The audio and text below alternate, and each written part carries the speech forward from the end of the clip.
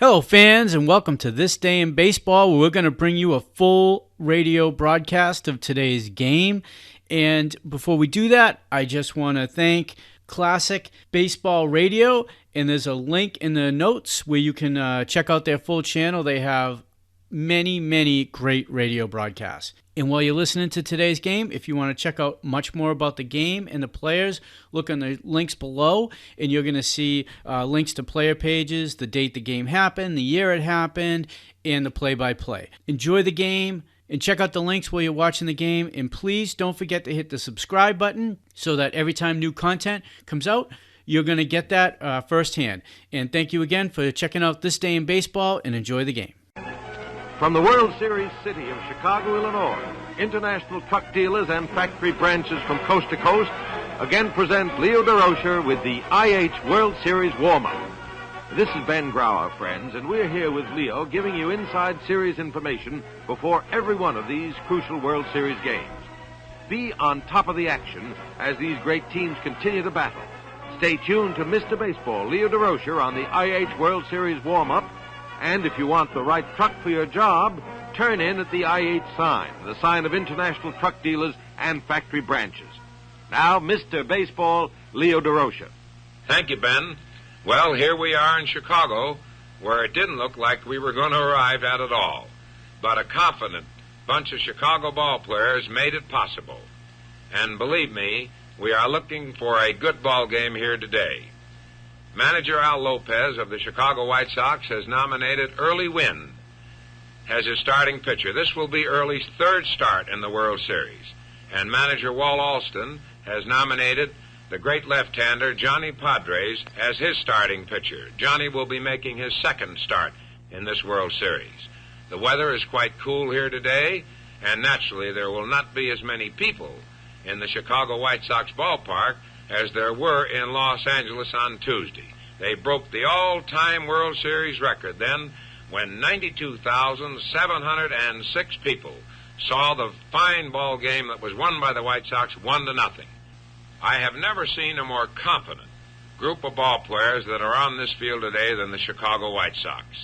I recall in the Coliseum on Tuesday, manager Al Lopez said that if he could win this ball game, he was sure that they could go on and win the two games in Chicago and become the world's champions. Well, of course, he has his back to the wall, and I believe sincerely that he realizes that. It has only been done a few times where a club has been down 3-1 and come on to win it. Now, the Chicago players feel that being in their own ballpark, which is much bigger than the Coliseum as far as left field is concerned at least, and they will not have those white shirts to contend with, and they can see the ball much better. The sun will not be bothering as much in Chicago. They had a lot of trouble in the Coliseum on Tuesday. And, of course, the players are very confident. And they, as I have talked to some of them, like Jim Rivera said, if we don't win it now, it's our own fault. We are now going back into our own ballpark, and we should win it here. The game on Tuesday was a big ball game for the Chicago White Sox, as all of them are, because they are now in a sudden death playoff.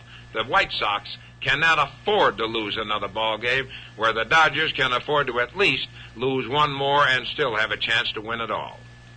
Let's take a good look at Tuesday's ball game in the Coliseum. Bob Shaw, the fine right-hander of the Chicago White Sox, pitched a beautiful ball game until he tired in the 7th and the 8th inning. And Sandy Koufax, the fine left-hander of the Dodgers. I have never seen Sandy in better form than he was on Tuesday, especially in the first inning. He struck Luis Aparicio out on 3 pitch balls, 2 fastballs and a curve, and I have never seen Koufax faster than he was right at that moment. In the first inning, he was just terrific, and he got the ball where he wanted it, low. Primarily, when Koufax is wild, his ball gets up above the belt and he's high.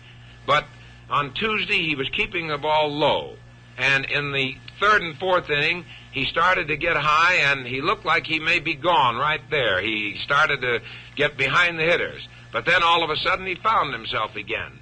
And he just pitched a fine ball game. And Bob Shaw, who pitched a whale of a ball game until he tired in the 8th inning, certainly deserved the victory. It was a tough ball game for Sandy Koufax to lose. And it certainly would have been a tough ball game for Bob Shaw to lose. But that's the way those things happen in baseball. That's why they have relief pitchers on the club, to pick one another up. The White Sox, of course, won the ball game on Tuesday, 1-0. And it was a typical White Sox victory. I remember last summer when they were playing the Kansas City Athletics, they scored 11 runs in one inning, and they only got one hit in the inning. Now, it's been said all summer long they've been called the Go, Go, Go Club. But the way they've been winning them, and I talked to Bill Veeck, the general manager, about this, and also Al Lopez, whoever the hitter may be walks, and the next batter sacrifices, and then a wild pitch and a sacrifice fly, and there they have one run without getting a hit. And they've been winning a lot of ball games this past summer just that way. And on Tuesday, in the Coliseum, when they got their one run, it was sort of a typical, as I said before, White Sox run. Fox opened the inning with a single in the fourth, and Landis followed with a line drive single to right field to put Fox on third. And there they were with a chance for a big inning with men on first and third and nobody out. But Sherm Lawler, the catcher, hit a routine, easy ground ball for an easy double play, which, of course, gave them the one run. Fox scored the only run in the ball game at that point. And that is when manager Al Lopez made that run stand up with some very fine managerial strategy, believe me. He and Walt Alston played what is known in baseball as a game of chess. Now, in the seventh inning, he inserted Jim Rivera into right field for defensive purposes. He put Esposito on third base for defensive purposes. He put Al Smith from right field into left field. He thought that Al Smith probably could play the screen a little bit better than McEnany. It was just a maneuver that was nothing in his mind but one thing: defend and try to protect that one-run lead. And you all know what happened in the seventh inning with two men on and Rivera in right field. He made a great catch off of the booming bat of Charlie Neal, who hit a tremendous drive into right center. And, of course, this is where Rivera may have had a lot of trouble with the sun, but he was running away from it. The ball was in right center and about to the 415-foot mark in right center, and he caught the ball over his shoulder, running away from the sun. In fact, he said after the ball game that he didn't even flip his glasses down. It was a fine catch and a game saver right at that point for the White Sox. And that brings us to the big eighth inning, where I believe the Dodgers lost the ball game. If you recall, Wally Moon opened up with a routine fly ball to center field, which Jim Landis, the White Sox center field, lost it in the sun. In fact, he commented after the ball game that he never did see the ball after it left the bat until it hit him on the knees and dropped in front of him. And, of course, Wally Moon was credited with a single.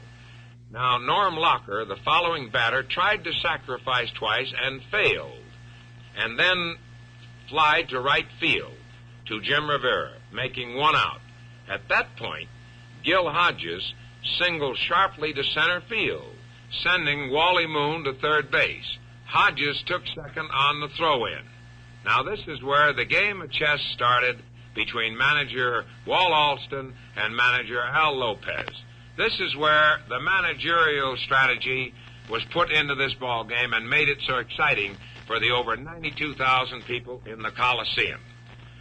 Shaw, who looked to be a little bit tired, may be taken out of the ball game right at this point.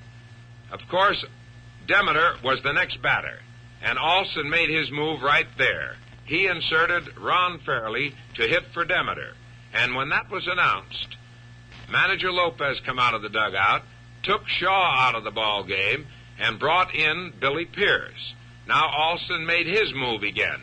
He then took Fairley out and replaced him with the right-handed hitting Rip Rapolsky. Now, of course, first base was open. There was only one out. And Lopez knew that he was not going to pitch to Rapolsky. This is just what he wanted to happen. Now, this is when Rapolsky was walked intentionally by Pierce. Now comes the move by manager Walt Alston, because Roseboro, the left-handed hitter, was due to hit next. And Pierce, being a left-handed pitcher, he took Roseboro out and put Ferrillo in to bat for Roseboro. And here come Lopez again. He now takes Billy Pierce out and brings in Dick Donovan to pitch to Ferrillo. Now, at this point, if Snyder had not been used up in the 7th inning, if he'd have been saved for a little later on in the ball game, but that is what the average fan would call second guessing. The manager has one guess and he takes it right quick.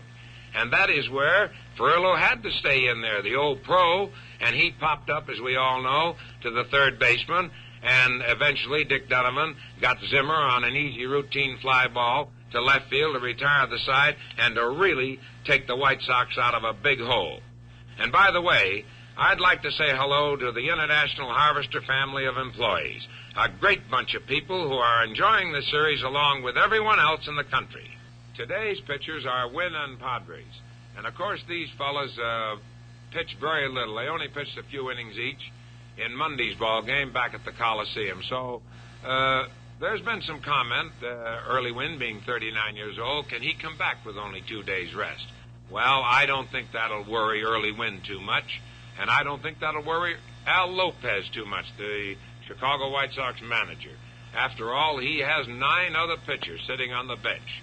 And as we said earlier, this is a sudden death playoff, and if Wynn gets in the least bit of trouble, I'm sure that Lopez will have one of his other pitchers up and throwing in that bullpen right quick.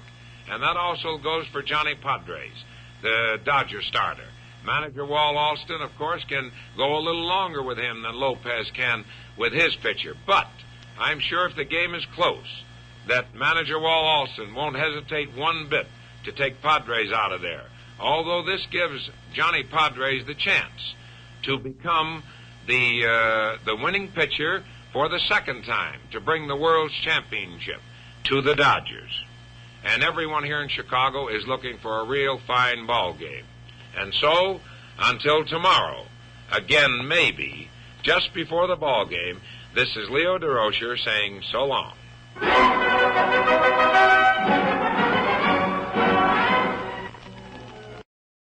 The Gillette Cavalcade of Sports is on the air.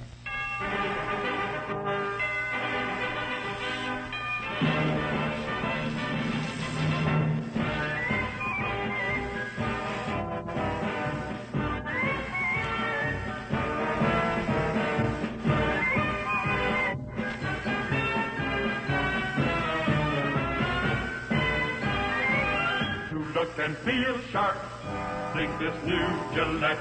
It's a razor that you quickly set for your beard, your skin. It's up to you. It's adjustable and man, it's new, brand new.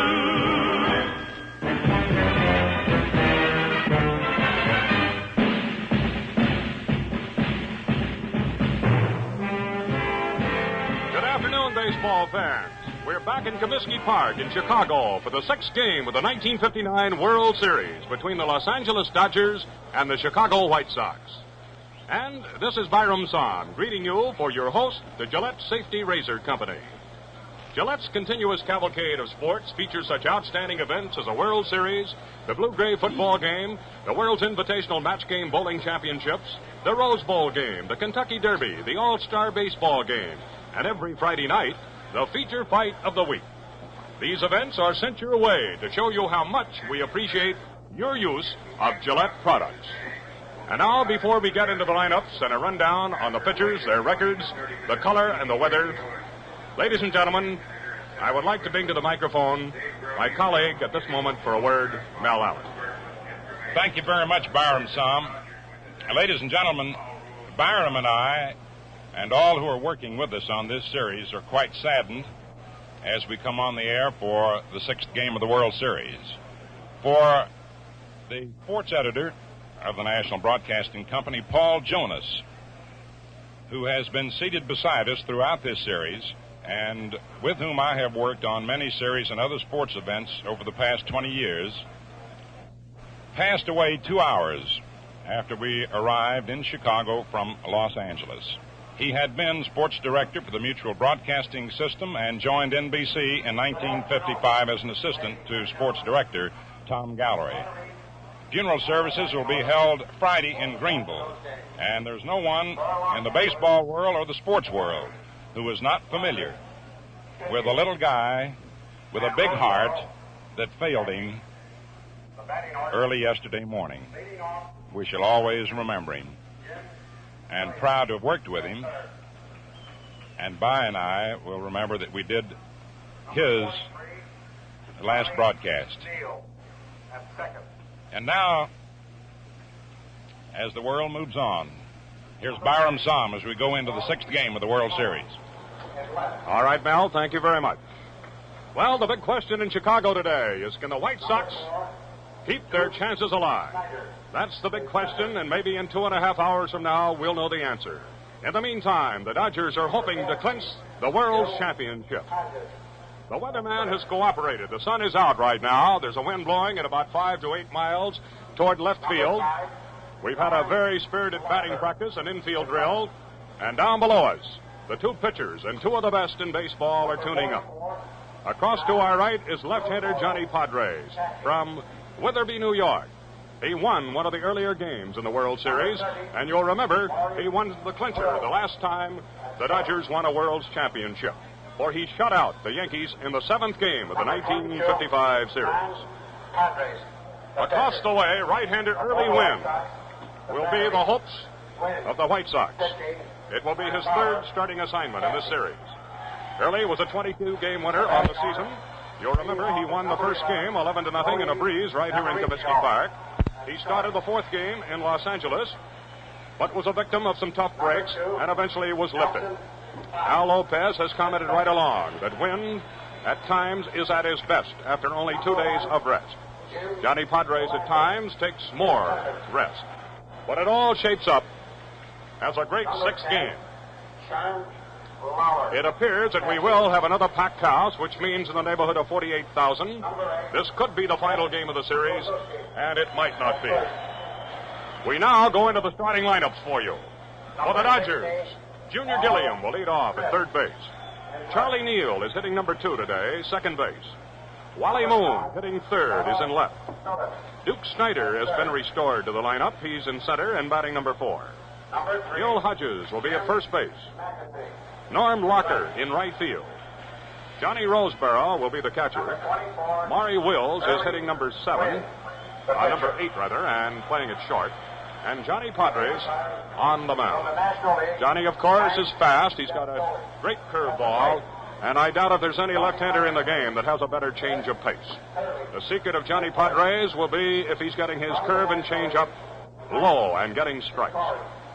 For the White Sox, Louis Aparicio will lead off at short. Nellie Fox, 2nd base. Jim Landis in center field. Sherman Lawler will bat number 4 and catch. Ted Kluszewski will be at 1st base hitting 5. Al Smith is in left field. Following, Bubba Phillips at 3rd base. Jim McEnany will be in right field batting 8th. And on the mound, the rugged, burly Early Wynn. Manager Walt Alston is trotting back to the dugout, located along the 1st base side. Al Lopez just now moving back toward the home team dugout. The umpires are now spreading out, and here's the way they stack up. At the plate today, it'll be Frank Dascoli of the National League. At first, Ed Hurley of the American League. Frank Sikori will be the arbiter at 2nd of the National League. Bill Summers of the American League at 3rd. John Rice down the left field line. And Hal Dixon will be on the right field line. Manager Alston, who has done such a tremendous job with this Dodger club. A year ago, they finished 7th. He brought them home in the playoff against Milwaukee. And he's playing it very, very coy about tomorrow's pitcher, or even about the pitching later, if there should be a tomorrow. But he does tell us that he has Larry Sherry, Don Drysdale, and Roger Craig all available. Padres was a winning pitcher in his last start here, although he did not finish the game. He had shaky support in the 1st inning. Yet, he was lifted, and the home run ball came into being, and Padres was declared the winner. You might remember, that was the day that Asijan hit 1 and Charlie Neal hit 2. Padres worked 6 innings in that game and gave up 5 hits and 2 runs. Larry Sherry came on to save it for him. Early Wynn breezed home in the first game of the World Series. That was just a week ago today. He won it 11-0, although his right elbow started to stiffen up in the 7th inning, and he was taken out. Of course, in the Coliseum, wind started. He got through the first 200 innings all right. He had 2 out in the 3rd inning, but then trouble followed. One ball was lost in the outfield, another dribble through the infield, and before you knew it, he was out of the game. The wind is out of the southeast today. The temperature reading in Chicago is 72. It is partly cloudy, and the sun has been out. Now it is going behind the clouds again. Yesterday, it was travel day. And, of course, 7 chartered flights brought not only the players, but the officials, the umpires, the TV and radio crews back into Chicago. Just a moment ago, they even have special buses that bring the writers down from the Loop, the LaSalle Hotel headquarters. I understand they broke a record today for one bus got down here in 8 minutes and 50 seconds. The Dodgers are in the driver's seat. They've won 3. They've lost 2. And it's interesting to note, too, that the 2 victories by the White Sox have been shutouts. The more and more that you talk to the writers and you talk to the people that follow this World Series, you are convinced that the game we saw, the last one in Los Angeles, might go down as one of the greatest games ever played in World Series competition. The 1-0 victory for the White Sox. They believe back in their own ballpark they can win it all. And that's the spirit of Al Lopez and his White Sox. Now, the 5th Army color guard has just marched out to the flagpole, which is located straight away in center field. And in just a moment, we will have the national anthem sung by Vivian Del Chiesa, who, incidentally, is one of the famous entertainers in the Loop at the moment, and who, I understand, lives only a short few blocks from Comiskey Park. And now, ladies and gentlemen, we stand for the national anthem. Miss Vivian Della Chiesa.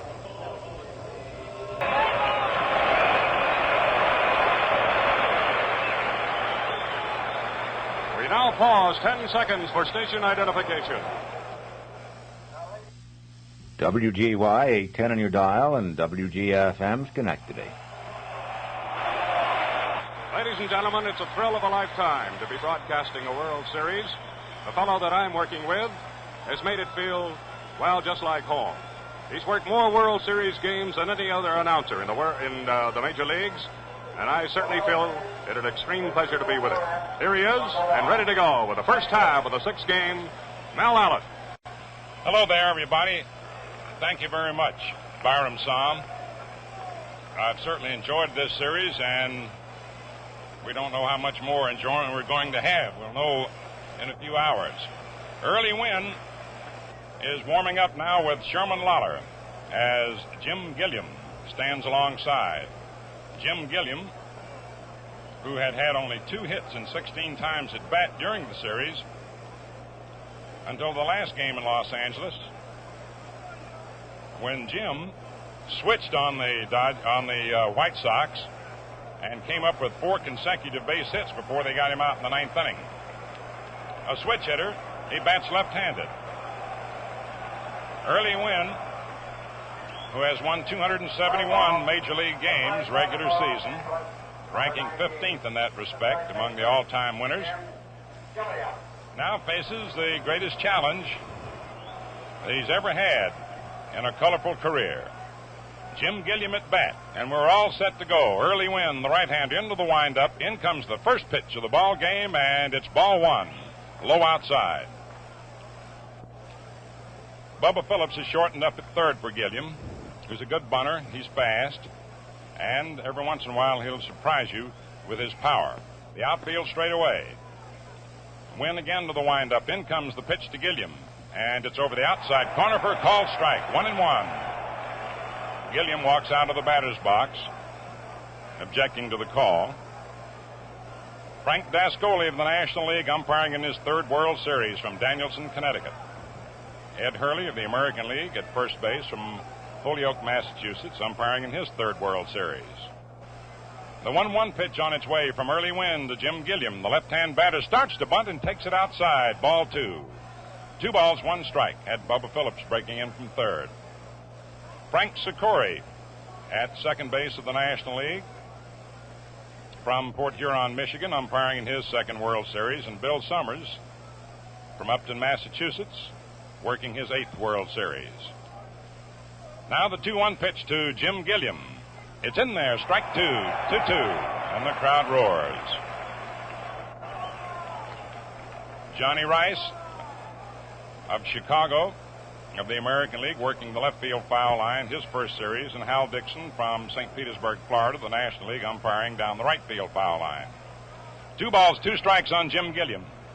Wind to the windup, around comes the right arm. Here's the pitch. Gilliam takes strike 3 called over the outside corner.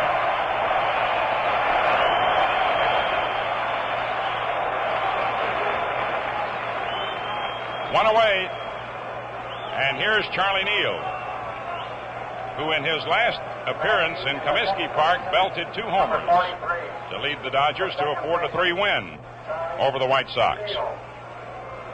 Gilliam, before going out, had 6 for 21 for 286 average in the series. Neal has had 7 for 22, batting .318. He's not a big fellow, but has good power, good wrist action, a right-hand batter. Early wins delivery, curveball over, strike 1. Neal stands deep in the batter's box, in close to the plate, feet spread. Down on the end of that bat. Phillips guarding the third baseline. A lot of room in right center in the outfield. Here's the pitch, high and inside, and the count's 1-1. Backed him away a bit. Al Smith is in left field, Jim Landis in center, Jim McInerney in right. Neal hit a tremendous drive to right center at the Coliseum in the last game played. Jim Rivera making that great clutch catch. The 1-1 pitch. He started to swing and held off at a high delivery, and it's ball 2, 2-1.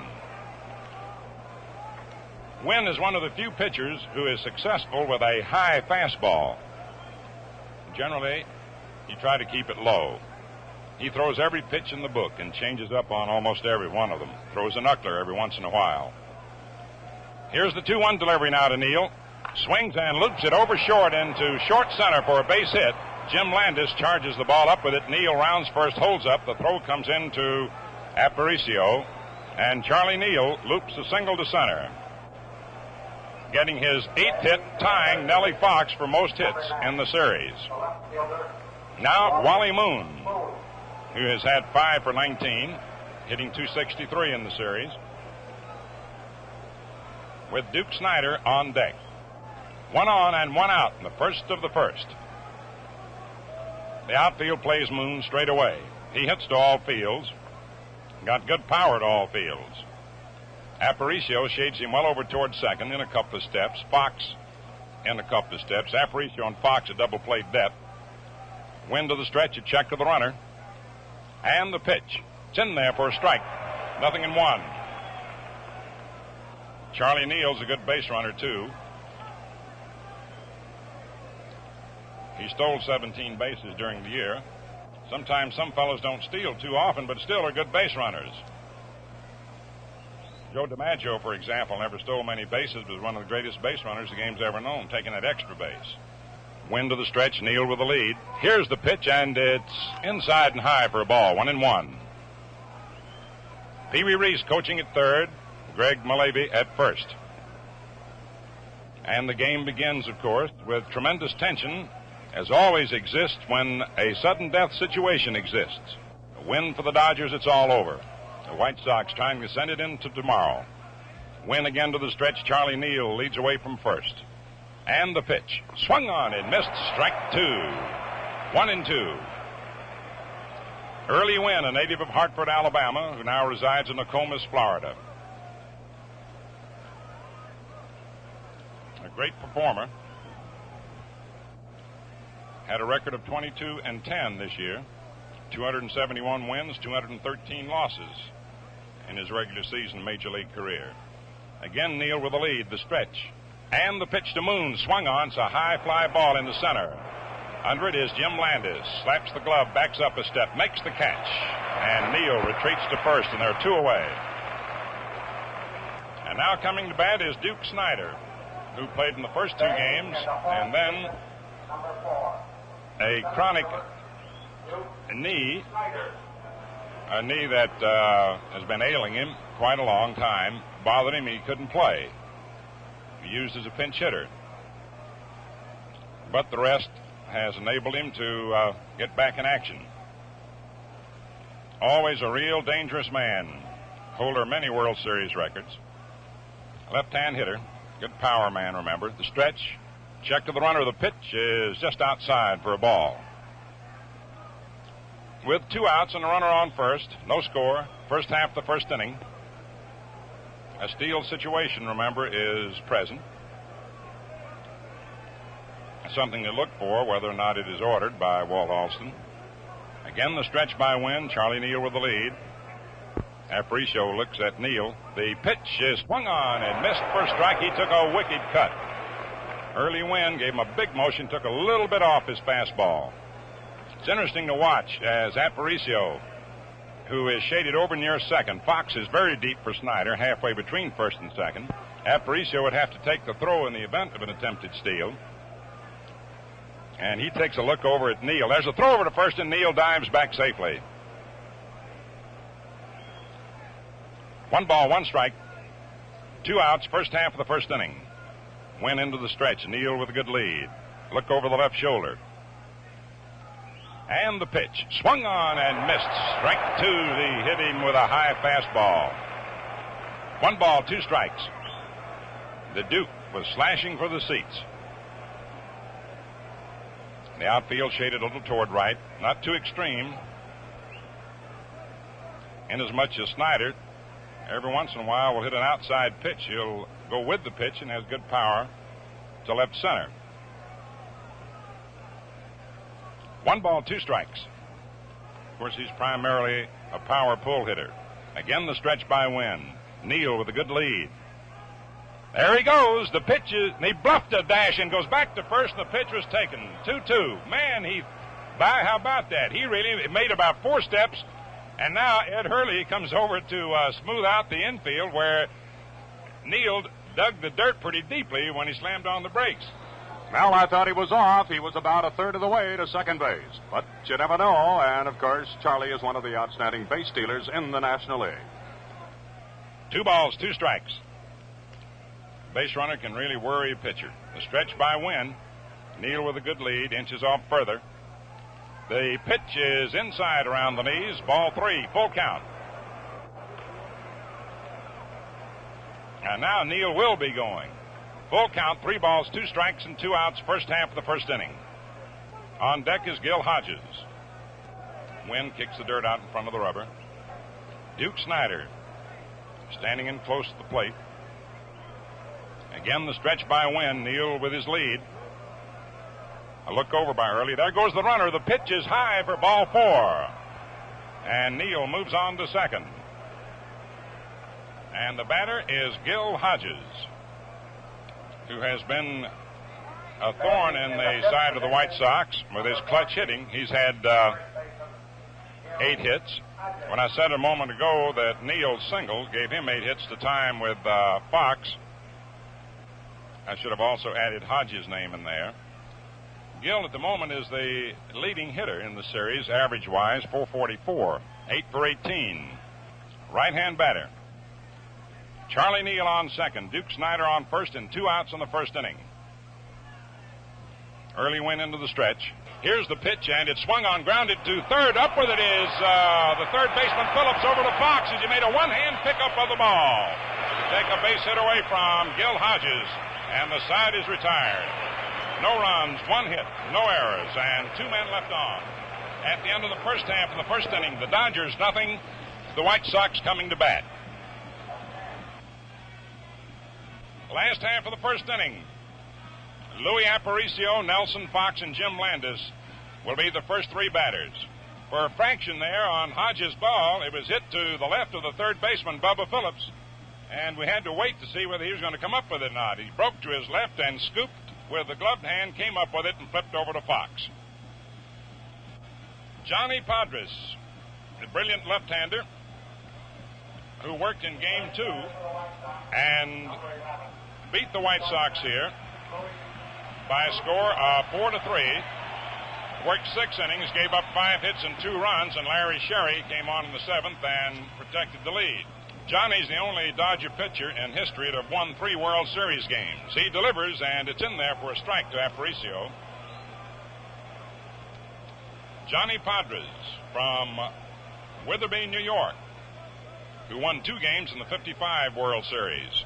The pitch to Louis is swung on and fouled back out of play. He won the final game of the 55 World Series to give the Dodgers their only World Series title. This is the 10th series in which they've competed. Here's the pitch to Aparicio. Swung on, a ground ball hit to second to Neal. He's up with it, throws on to Hodges, and there's one away. Aparicio grounding out second to first. Louis had 7 hits and 21 times at bat previously for a .333 average. And here is Nelson Fox, 8 for 20, hitting .400 in the series.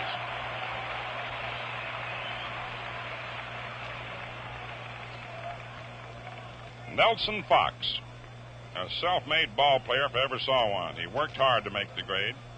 Left-hand batter, takes a curve inside for a ball. Fox, 5'9", 162 pounds. 32 years old, from St. Thomas, Pennsylvania. Padres delivers, swung on, looped over short to left field. Coming fast is Larker, and he makes the catch. Or Wally Moon to make the catch for the out. Nelson Fox lines to left. And now here is Jim Landis.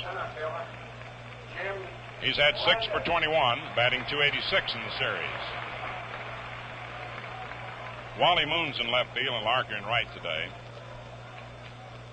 Padres, who features a beautiful slow curve, delivers now. It's swung on. Little roller down the third baseline. Padres up the ball. Fires to first base. Too late. Base hit. Jim Landis' speed enabling to beat out a top roller down the third baseline. Padres hustled over and grabbed the ball, but could not get his throw over in time. And now Sherman Lawler, who's had 5 for 19, hitting .263 in the series. Again, we have a steal situation present with 2 outs. And these are both running teams. Landis stole 20 bases during the regular season. But the Dodgers have learned to reckon with the great throwing arm of Johnny Roseboro. The White Sox have learned to reckon with Roseboro's great throwing arm. Outfield around to the left. No score, first inning, 2 outs. The pitch to Lawler, inside, ball 1. If you look from home plate right over second base into center, is a clean shot. Snyder playing way over in the left center, and Larker way over toward right center. Here's the delivery. Swung on, a ground ball to short. Wills up with it, flips to Neal, forcing Landis, and the side is retired. No runs, 1 hit, no errors, and 1 left on. At the end of the first inning, the score, Dodgers nothing, White Sox nothing. Just twist that dial and you're all set with the adjustable razor by Gillette. For shave so easy, fast and clean. So try it and see what we mean.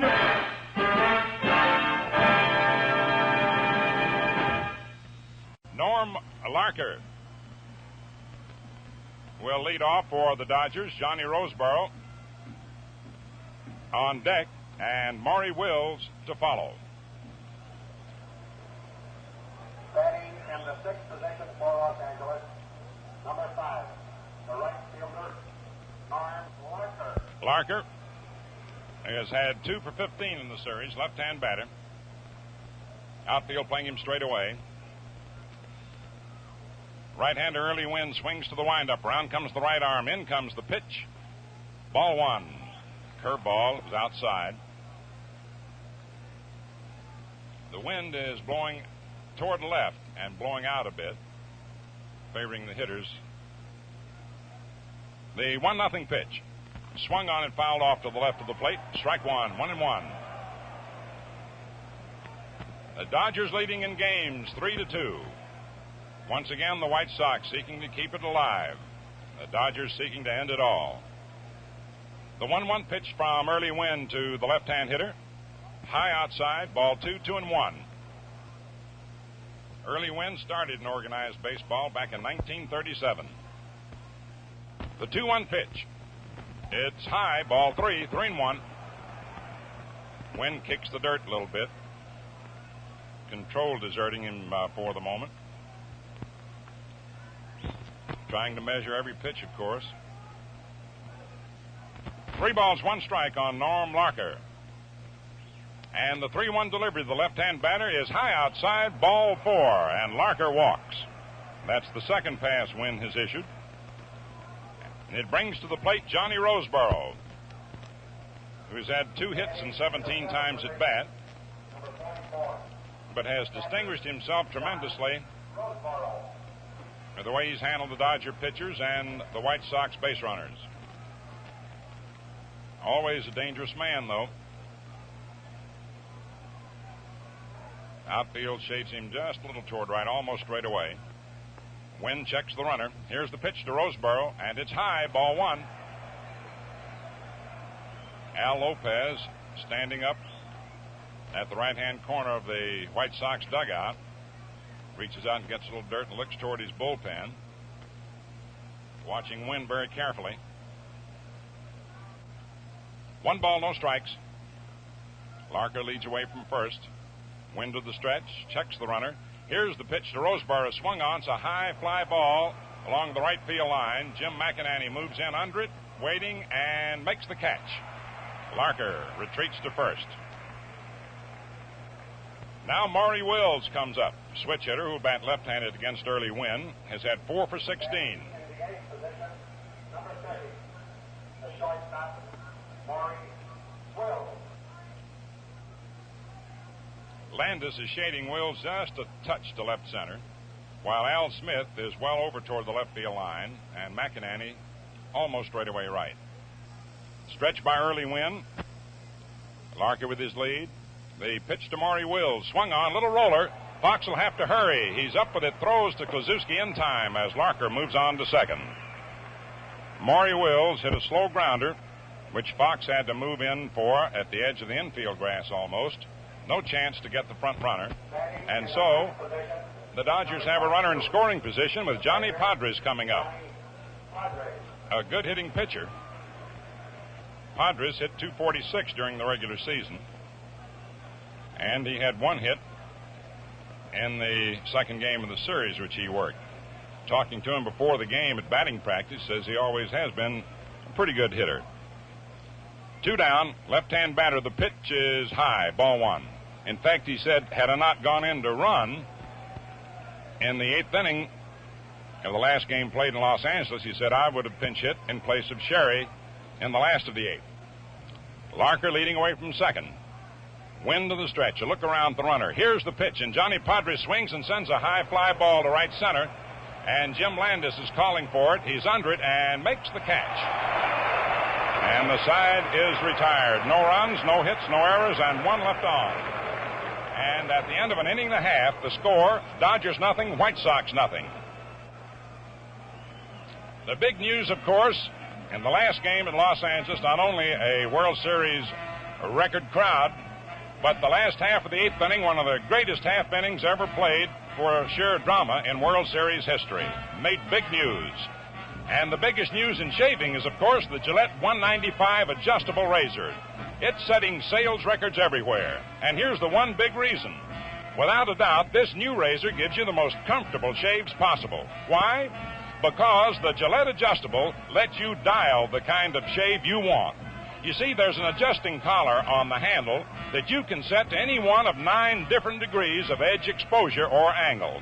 A turn to the left gives you less blade edge. Turn the dial to the right and more blade edge is exposed. Men with light beards, heavy beards, tender skin, any combination in the book are guaranteed clean, long-lasting shaves. Comfort they may never have thought possible, and that's guaranteed, positively. So get your Gillette adjustable razor, complete with a dispenser of Gillette Blue Blades and travel case for only $1.95. Last half of the second inning. No extra charge for the musical background as we have the serenading musicians moving through the stands. No score. The White Sox coming to bat.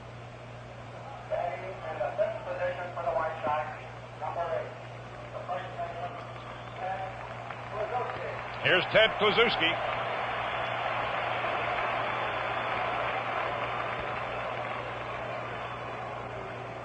Big Clue, left-hand hitter. Al Smith on deck. The pitch from Padres is low for a ball.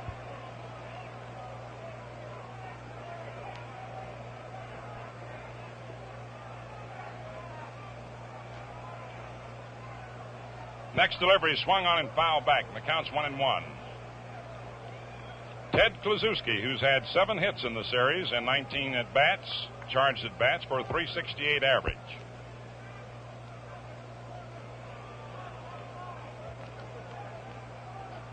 Smith on deck and Phillips to follow. Johnny Padres' pitch swung on, a ground ball hit to second on one hop to Charlie Neal. The throw to Hodges, and Kluszewski is retired.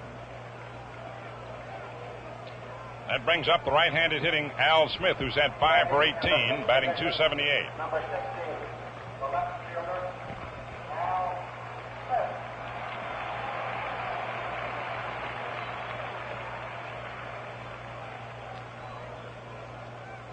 The outfield plays him way around toward left, gives him plenty of right center.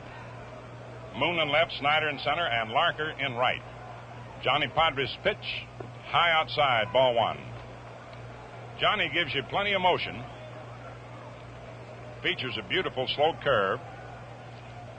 And he's more than sneaky fast. The 1-0 pitch is inside for a ball.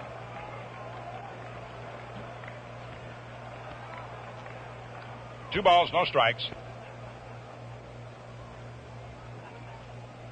Johnny Padres seeking to win the Dodgers' second world's title. Pitches, and it's high. Ball 3. A 3-0 count.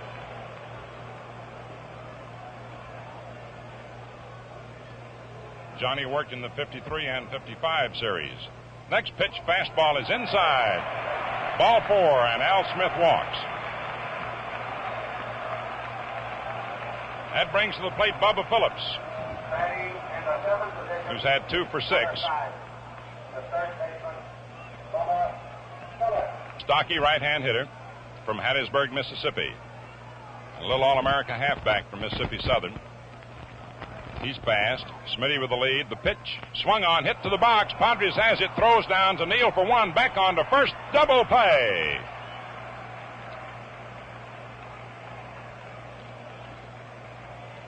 Padres to Neal to Hodges.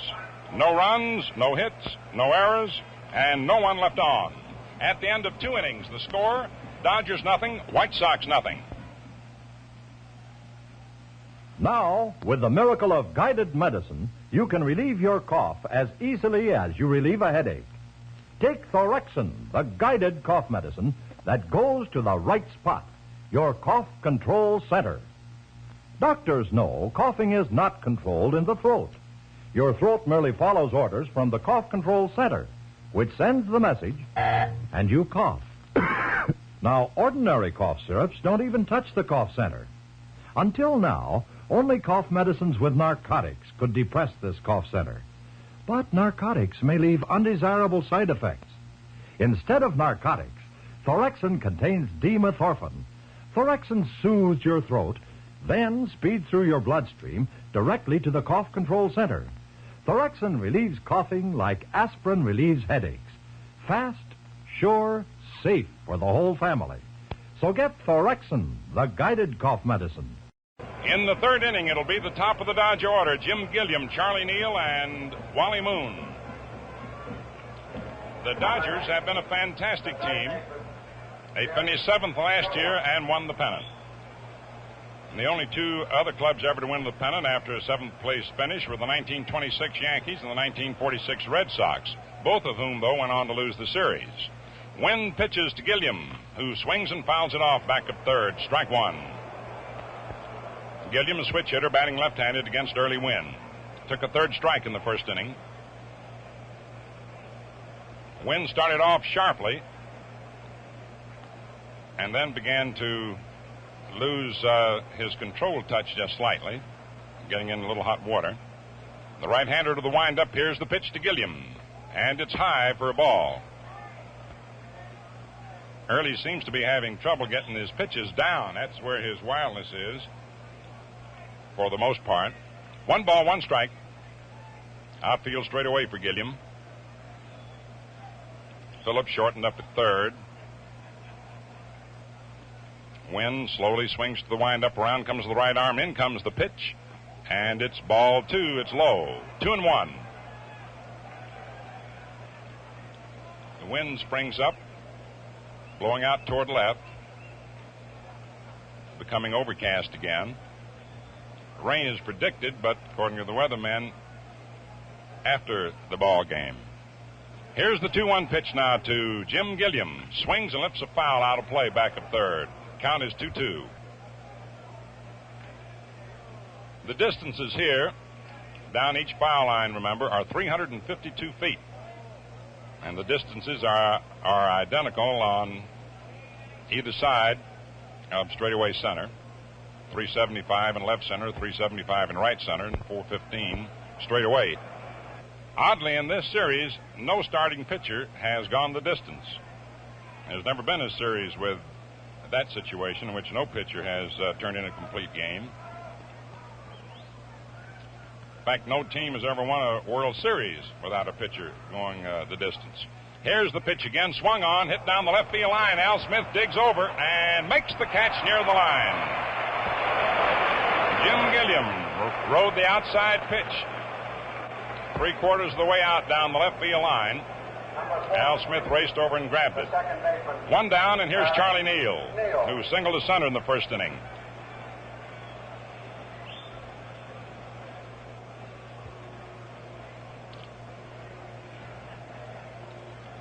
One of the best second basemen in the business. We got 2 of the best out here today, in Fox and Neal, and in Aparicio and Wills at short.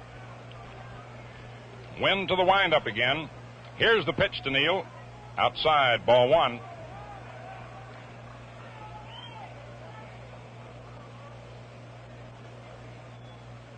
Charlie Neal, a native of Longview, Texas, resides in Compton, California now. 5'10", weighs 160. Wynn's pitch. It's in there for a strike. Got that breaking pitch over the outside corner that time. 1-1. Wynn's been having a little difficulty zeroing in. No score, third inning. 1 out, nobody on. Now the 1-1 pitch on its way to the right-hand batter. Charlie Neal swings and misses. He took a wicked cut at a slider, I would guess that was. It was delivered with a fastball motion, but it moved away from him. 1-2.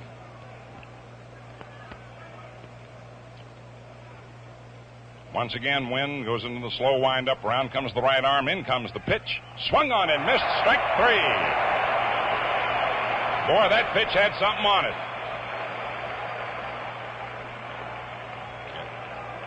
From way up top here, it looked as if it dipped on him in sinker fashion. Now here's Wally Moon, who flied to center in the first inning, left-hand batter. I think that was the hardest pitch that Wynn has thrown so far. Early to the windup, around comes the right arm. Here's the delivery, and it's over the outside corner. Strike 1. 0-1. Outfield straight away for Wally Moon.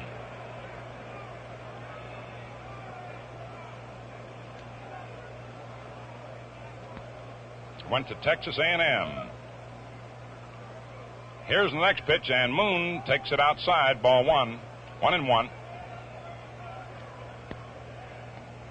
He had a tremendous year for the Dodgers. Started his major league career with the Cardinals. One of the best deals the Dodgers have made in recent years. Sun back out, and the 1-1 pitch to Wally Moon is inside. Ball 2, 2-1. One thing about early Wynn, he won't give in to a hitter, as they say in the dugouts. If he runs the count out to 3-2, for example, he'll still try to make you bite at a badman. The 2-1 delivery. It's outside. Ball 3, 3-1. Wynn was around the plate.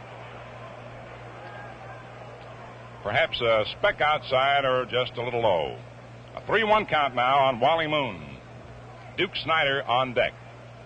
Jim Landis, who was straight away from Moon, now shifts a step or two toward right center as the count favors the batter. And the 3-1 pitch to Moon. Ball forwards high. And Wynn issues his third pass. And that brings to the plate Duke Snyder, who came up in the first inning with 2 outs, and Neal aboard. Comes up here in the third inning with 2 outs and Moon aboard. We've had a lot of steal situations, while none yet have been attempted. We'll be on the alert for it. Wally Moon has his lead. An easy toss over by Early Wynn. Moon's back. Moon stole 15 bases on the season. Good base runner. Good speed. Stretch by Wynn. Check of the runner. And the pitch to Snyder. It's low and inside. Ball 1. Al Lopez once again is off the bench and with his foot on the top step of the White Sox dugout.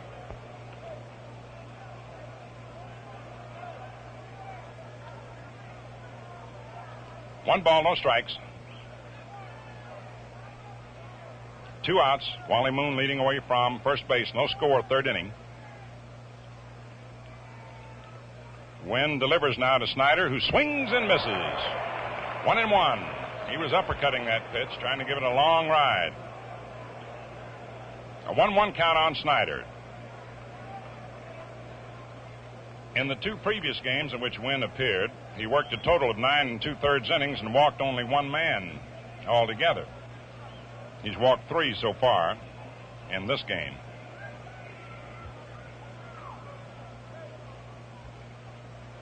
One ball, 1 strike, 2 outs. Wally Moon on first base. Sun's disappeared again. There he goes. The pitch is swung on, hit high and deep to left center. And that ball is way out there, going, gone into the left center field stands for a home run for Duke Snyder. He hit it the opposite way, close to 400 feet into the left center field lower stands. And the Dodgers lead 2-0.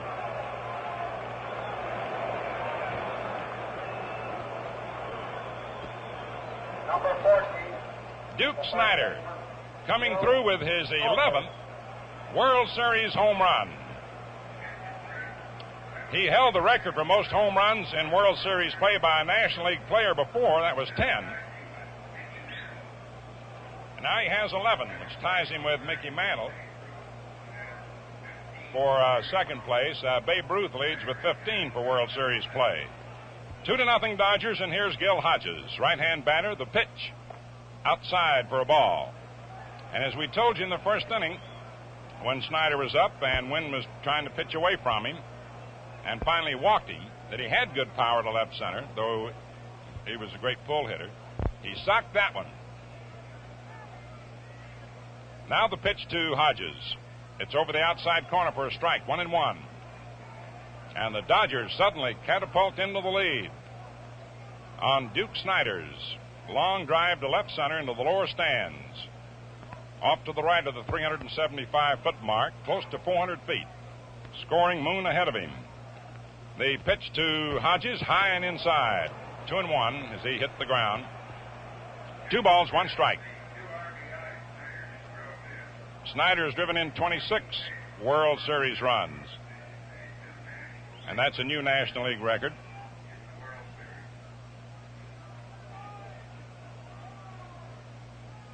Gil Hodges at bat. Larker on deck. 2 outs, 2 in. The 2-1 pitch to Hodges. Swung on. It's a high pop-up toward first. Klazuski's under, and then Fox calls for it. Fox waiting and makes the catch. And the side's retired. 2 runs, 1 hit. No errors, and no one left on. At the end of 2.5 innings of play, the score, Dodgers 2, White Sox nothing. I'll bet at least 4 or 5 times as many people had to be turned away today because there just weren't enough World Series tickets to go around. 4 or 5 times as many as got in. And just like those fans, there were any number of shavers disappointed when we first introduced the Gillette 195 adjustable razor. Store after store sold out in no time. And even today, We just can't seem to keep up with the demand. Why such a big call for the Gillette adjustable? Because it's the only razor with a micrometer dial that allows you 9 different degrees of edge exposure and edge angle. Each setting is marked.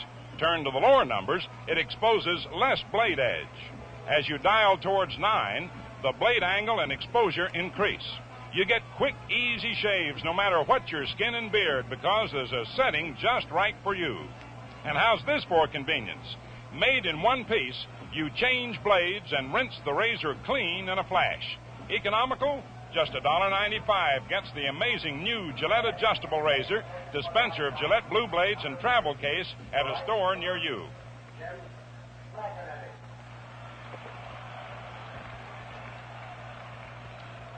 2-0 Dodgers, last of the third. Jim McInerney hitting 8th in the order. A right-hand batter takes inside. Ball 1 from Johnny Padres. Early Wynn to follow. And then leadoff man Louis Aparicio. Duke Snyder with a tremendous blast to left center, putting the Dodgers out in front. Padres pitches over the inside corner for a strike, 1-1. Fastball. The brilliant southpaw from Witherby, New York. Goes to the windup. In comes the pitch. McInerney takes it over the outside corner for a strike, 1-2. A 1-2 count. And the delivery. Swung on and fouled off to the right of the plate, out of play. Hodges and Roseboro go after it. Falls in behind the Dodger dugout, located back of first base. Padres in 3 previous World Series, or in 4 previous World Series games, has the amazing earned run average of 1.69. The pitch to McInerney is low and inside, and the count is 2-2. Jim McInerney, the only baseball player in organized ball last year with Colorado Springs who hit 400. The 2-2 pitch, swung on, say pop-up off the handle to Charlie Neal. The second baseman backs out on the grass and makes the catch. 1 down. Early Wynn coming out of the dugout. Batting in the 9th position, number 24. The pitcher, Early Wynn.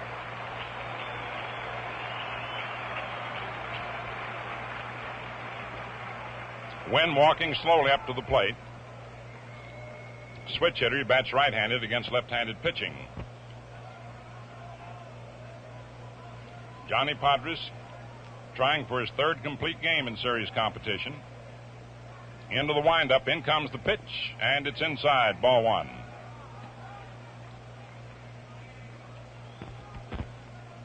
Johnny gets a sign from Roseboro. He's working rapidly. Next pitch is over. Strike 1, 1-1. Mixing up his curveballs, fastballs beautifully. Working his change of pace nicely. The 1-1 delivery now. He starts the windup and stops. Nobody on base, doesn't matter. Looks for the sign again. Now he's ready.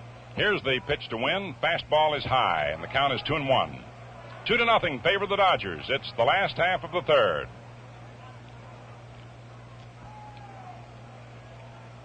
Now the 2-1 pitch.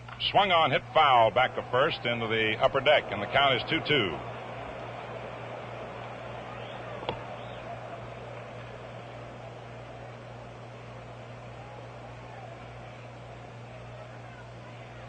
The 2-2 pitch to Wynn. Swung on and missed. Strike 3 as his bat flew out of his hands over toward Louis Aparicio, who was on deck. Early Wynn strikes out on a beautiful change of pace. Now Louis Aparicio grounded out to second in the first inning.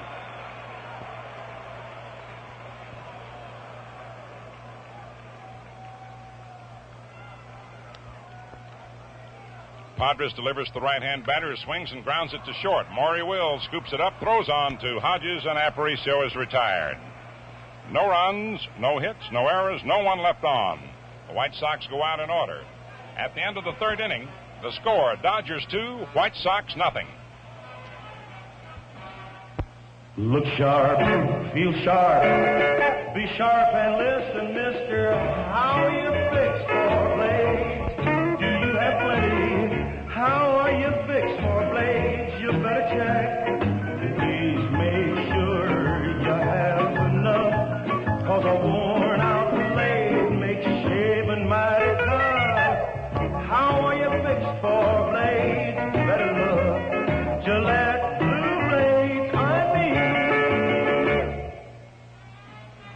We now pause 30 seconds for station identification.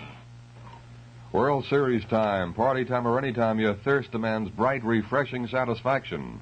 Treat yourself to genuine Saratoga Vichy. Enjoy its extra dry flavor and sparkling tang now. Saratoga Vichy, yellow label. Saratoga Vichy, yellow label. Saratoga Vichy. WGY, WGFM Schenectady. Sacrifice a little time to save. Save money at Troy's Savings Bank, where deposits made before October 15th earn a big 3.25% from October the 1st. Norm Larker leads off for the Dodgers in the first of the fourth. Johnny Roseboro on deck and Maury Wills to follow. 2-0 Dodgers, fourth inning on Duke Snyder's two-run homer in the third.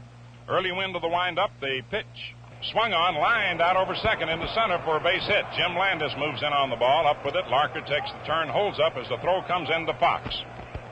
Larker singles to center to open the fourth, and with that, the signal goes out to the White Sox bullpen as Johnny Roseboro comes up. Fly to right field in the second inning. Los Angeles, number 2, Don Demeter has gone in to run for Norm Larker. Demeter running for Larker. Here's Johnny Roseboro up. Demeter with the lead. Wynn checks the runner.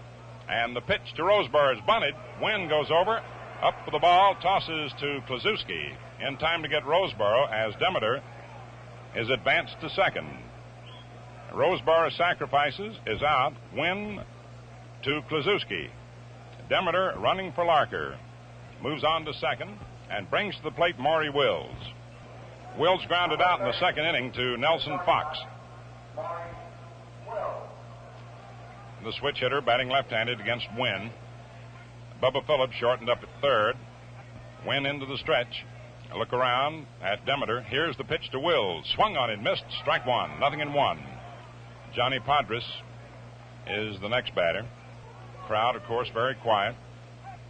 Early wind to the stretch. A look back at Demeter leading off second. The pitch is swung on, hit back through the middle, out over second into center. Here's Demeter rounding third, racing home. The ball is bobbled momentarily by Landis, but Wills holds it first, and it's 3-0 in favor of the Dodgers. Fox throws the ball over to Phillips, who steps on third, claiming that Demeter failed to tag third, but Bill Summers says yes, he did. Wills singles to center, scoring Don Demeter, and the Dodgers have forged ahead 3-0, which means the White Sox need 4 should the Dodgers be limited in scoring to the 3 runs they now have. Early Wynn ready to pitch to Johnny Padres, who flied to right center in the second inning. Duke Snyder's sudden outburst of power in the third inning with 2 outs, and Moon, who had walked on first, put the Dodgers out in front 2-0. Fourth inning, 1 out. Wills on first. There he goes. The pitch is swung on and hit deep to center. There goes Landis back. That ball is way back and over his head, and Wills rounds second, heads for third. He'll come on in to score as he rounds third. The relay in Aparicio into the plate, not in time. A double for Johnny Padres, who belted one over the head of center fielder Jim Landis, and Al Lopez is out of the dugout. As we had occasion to remind you in the second inning, Padres is a good hitting pitcher, and he teed off and belted one to deep center, some 400 feet away over the head of Jim Landis, and that'll be all for Early Wynn. Padres doubles to center, scoring the fleet Maury Wills. And Early Wynn leads.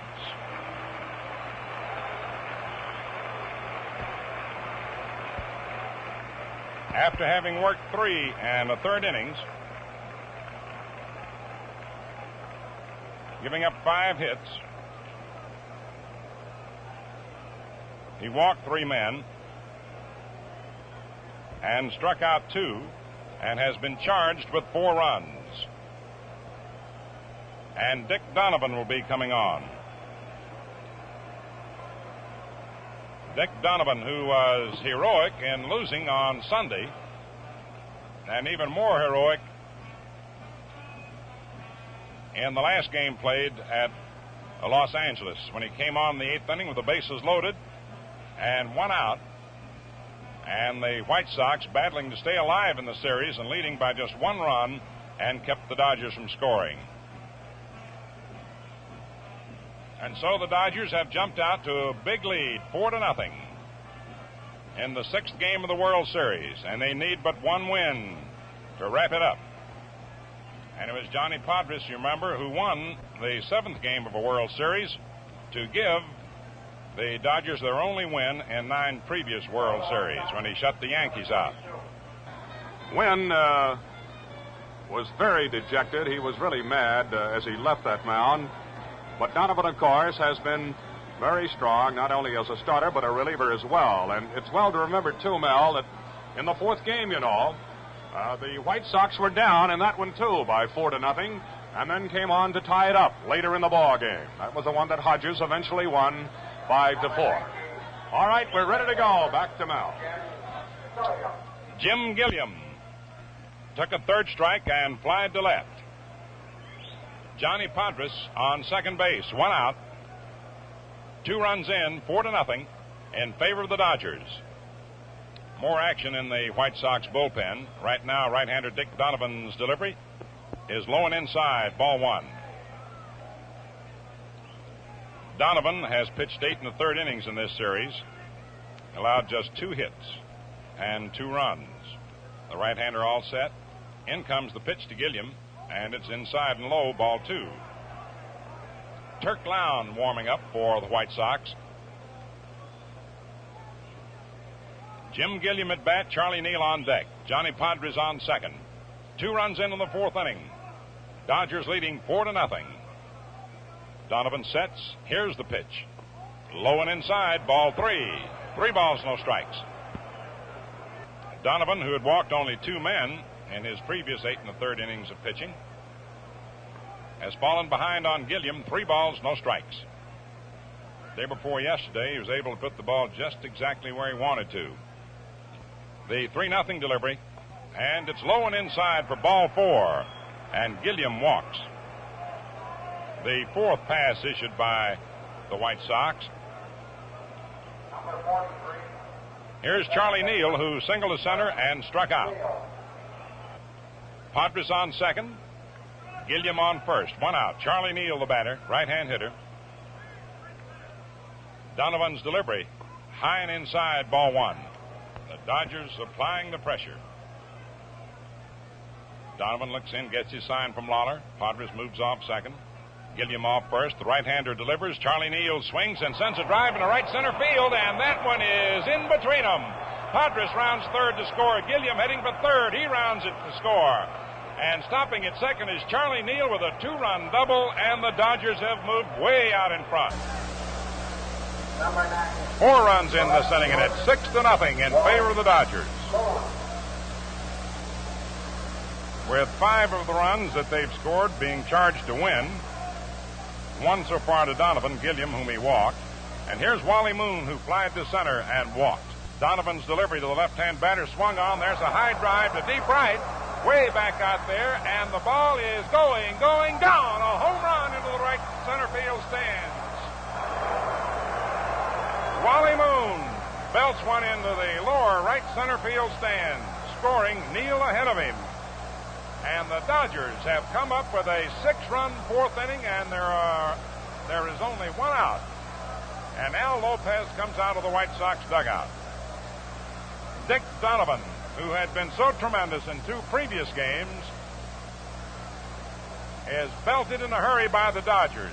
And Wally Moon, who goes to the Dodger dugout after completing the circuit of the bases, is mobbed by his teammates.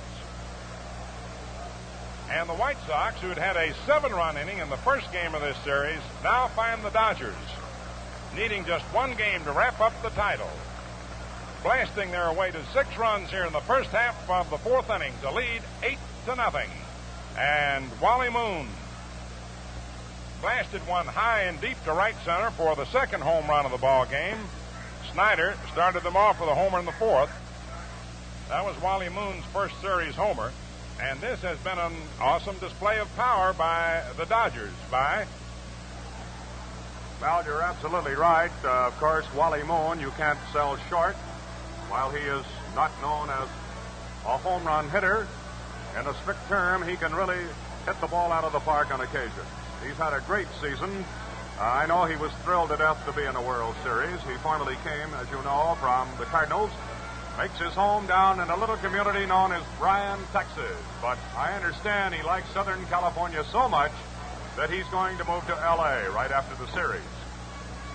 Of course, the White Sox fans, and this is a partisan crowd here in Chicago, they can hardly believe it. They were expecting so much. Of course, the game is not over. I understand, too, Mel, that this is the largest total of runs ever scored by a Dodger team in one inning in World Series competition. They're rocking and socking those White Sox pitchers, and now Lown is about ready to go. We're continuing on, you know, and in the top half of the fourth inning. Duke Snyder walked and homered. And Turk Lown follows Dick Donovan, who pitched the three hitters, gave up a walk, a double, and a homer. 6 runs in, 8-0 Dodgers. Snyder swings and bounces it down to first to Kluszewski, who outruns Snyder to the bag, and there are 2 away. And that brings to the plate Gil Hodges, who grounded to third and popped to second. This sort of reminds me of a previous World Series in which the Dodgers were on the other side in 1956, with the Yankees leading in games 3-2. The Dodgers beat the Yankees 1-0 in a great 10-inning game, only to have the Yankees come back in the 7th game and beat the Dodgers 9-0. And we had a 1-0 game to keep the series alive in Los Angeles. The Dodgers lead here now 8-0. Gil Hodges takes a ball high and away. Hodges, a right-hand hitter. Turk Lown to the windup and the pitch. Swung on, little roller, hit by the mound. Aparicio charges, barehands the ball, throws to first and away as Kluszewski could not hold the ball, and Hodges rounds first and goes on to second. It's a single for Gil Hodges. They credit him with an infield hit and an error on the throw. It was a beautiful play by Aparicio as he barehanded the ball, running at top speed, and threw off balance to the inside of the bag, and Kluszewski, attempting to backhand it, couldn't grab it. Hodges moves on to second. And here is Don Demeter, who went in to run for Norm Larker when the inning began. So he was a pinch runner, and now he comes up to take a turn at bat, being the 10th man to come up for the Dodgers here in the 6th inning. They lead 8-0, 6 runs in this inning, 2 out. The pitch is hit by the mound out to second. Fox up with it, throws on to Kluszewski, and the side is retired. And so the Dodgers enjoy their biggest inning in their World Series history. 6 runs, 6 hits, 1 error for the White Sox, and 1 Dodger left on. At the end of 3.5 innings, the score, Dodgers 8, White Sox nothing. Well, sir, there was a wild 4th inning. The Dodgers scoring 6 and the White Sox 3. And at the end of 4 innings, the Dodgers 8 runs, 8 hits, no errors. The White Sox 3 runs, 3 hits, 1 error. And Jerry Staley is coming in to pitch. By some, just thinking back hastily, with Chuck Dressen having been ejected, I believe that's the first man that's been ejected in World Series since the Medwick incident. Yes, back in 1934, many of you remember the series between the Cardinals and Detroit. And in the final game, the late Judge Landis forced Joe Medwick to retire from the game. He was one of the batting stars for the Cardinals. He had returned to left field. He had had a collision at third base with Marv Owens. And the commissioner of baseball, with a barrage of vegetables and newspapers coming down, elected to take Medwick out of the game. And then, Mel, you were right, too, on the 35 series between Detroit and the Cubs, for in that one, there was a rhubarb with umpire George Moriarty. And I understand that Commissioner Landis, at the end of that one, fined Manager Grimm, Woody English, Billy Herman, and Bill Jurgis all $200 apiece. But that's the way she goes, and the White Sox are still kicking as the World Series in Chicago continues on. All right, Mel, we're ready with Roseboro batting, and back to you. Jerry Staley in relief, into the windup, pitching. Johnny Roseboro swings and sends a high fly ball deep down the right field line, and right at the barrier, the ball is caught by Bubba Phillips as he leaped high against the right field stands. Phillips has gone to right field and Goodman into third, and Bubba jumped high to grab the ball. It looked as if it might go in. Johnny Roseboro flies deep to right field. Billy Goodman in at third, and Phillips has shifted from third to right, Staley pitching, and here's Maury Wills, who grounded to second and singled to center. 8-3 Dodgers, fifth inning. Jerry Staley pitches. Wills takes it outside and low, ball one. What was the announcement over the PA from the press box by the check down of the dugout? I didn't hear it. I was talking. They said Chuck Dressen was jawing at umpire Dascoli, and Hurley told him to shut up, and then Dressen told Hurley to shut up, and that was the all. That was it. If he told you and I to shut up, we'd be out of a living. Here's the pitch. Swung on, hit the third. Up with it is Goodman. The throw to first in time, and Wills is out. Nice play by Billy. He was shortened up. It was a hard shot. And here comes Larry Sherry. This youngster has been sensational. 24 years old, making his fourth appearance in this World Series. Jerry Staley, all set. Here's the pitch to Sherry. He swings on it, lines it into left center for a base hit. Al Smith tosses back into Louis Aparicio. Last year, Bob Turley worked in 4 games, won 2 and lost 1, and wound up as the hero of the World Series. And Sherry is now appearing in his fourth one. He saved 2. Right now, Jim Gilliam at bat. Takes a pitch in there for a strike. 2 men away. Check to the runner. Here's the pitch. Swung on, and it's lofted out into right field. Phillips comes on and grabs it for the out. No runs, 1 hit, no errors, and 1 left on. And at the end of 4.5 innings, the score, Dodgers 8, White Sox 3. Well, if Cheers could win the World Series, this Chicago team would have it made, but it takes performance, just like in the shaving cream field. And that's why so many of the 15 million men who use instant lathers choose Gillette Foamy. It's got the stuff. Just a touch of the nozzle releases rich, creamy lather that holds a barrel of moisture against your beard. You're ready to shave in a hurry, and that's not all. You get the protection of K34, the exclusive antiseptic that kills harmful bacteria. And Gillette Foamy saves you money. Its lather is rich and full-bodied, so a little bit goes a long way. Gillette Foamy now comes in 2 sizes. Regular at 79 cents, or the new giant size containing almost twice as much lather for only 98 cents. And Foamy with cool, refreshing menthol added is available in both sizes. Take your pick from a store near you. Larry Sherry, who'd saved 2 games and won 1, is in here in the 4th appearance for him for the Dodgers as we get ready now for the last of the 5th. And with a great deal of pleasure, I move our Gillette microphone across the way to one of the grandest guys I've ever had the privilege and pleasure of working with. Knowledgeable, exciting Byram Saum. Well, thank you very much, Mel. And we're ready to go. As you know, the Sox are up against it. But here they are batting in the last half of the 5th inning, and Nellie Fox takes high a ball 1. Johnny Padre started the game. But the kid that the country's talking about is out there now, Larry Sherry. Strike called on Nellie Fox. 1-1. He's gone to bat twice today. He flied to left, and he fouled out to the shortstop, Maury Wills, coming over back of third base. This has been an explosive game. It's featured the home run ball. But the Dodgers took off, and at one time, they led 8-0. Curve is slapped over first base. Fair ball. It's down into the corner. Foxy ought to get 2. The ball hits the attendant stool down there, but Fox stays at second base. They have an attendant down there who retrieves the baseballs. He got out of the way, but that little orange box or stool that he's sitting on, it hit it. It will go down as a double. Fox has now 9 hits in this 1959 World Series. Jimmy Landers. He was hit by a pitch in the 4th inning. Luckily, he was wearing that helmet. and he had a swinging bunt earlier in the game. Strike call to fastball.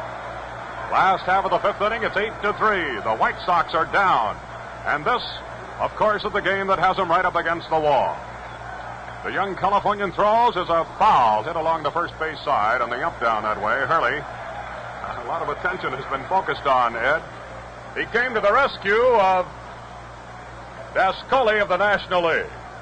Little rhubarb developed, but as a rule, you know, the ump always comes out ahead of Noah. 0-2. Fox at second base with nobody out. Sherry throws. There's a loop ball to right field, not very deep. Can it be caught? Charging is Snyder. He has it. The Duke really went all out on that one, and Snyder has it for the first out. Snyder is now in right field, although he opened the game in center. Fox remains at second base. Sherm Lauder, who is hitting in the cleanup spot today. He forced his teammate Landis in the first inning, a ground ball to short, and he walked in the fourth inning. He was aboard when Kluszewski let go with his third home run in this series. Sherry ready, throws. Strike call. Sharp breaking curveball. As Mel pointed out, no pitcher has started yet in this World Series and has been there at the finish.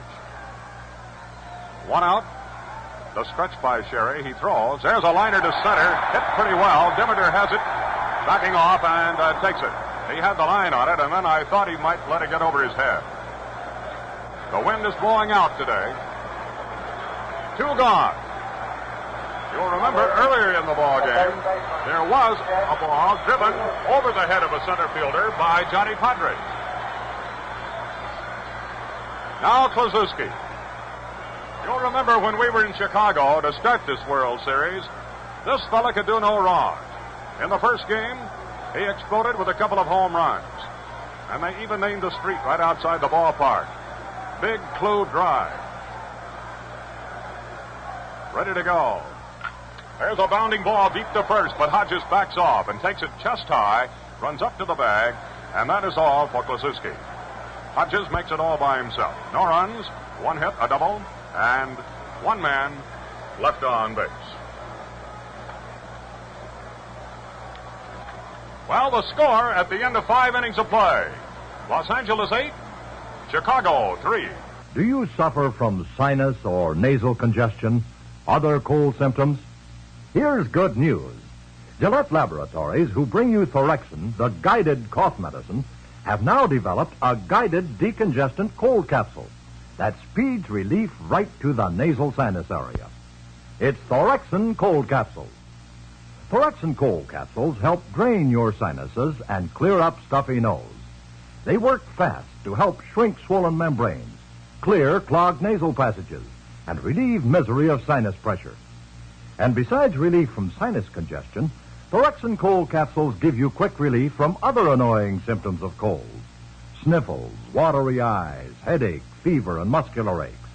So remember, at the first sign of cold or sinus congestion, get Thorexin cold capsules with the guided decongestant that speeds relief right to the nasal sinus area. Thorexin cold capsules. Number 43, the second baseman, Charlie Neal. Neal leading off, top half of the 6th inning, and Jerry Staley on the mound. Neal has contributed a single and a double. He also struck out. Staley's pitch, swing and a miss, strike 1. Jerry has been, of course, the big man in the bullpen this year for the White Sox. Formerly a National Leaguer.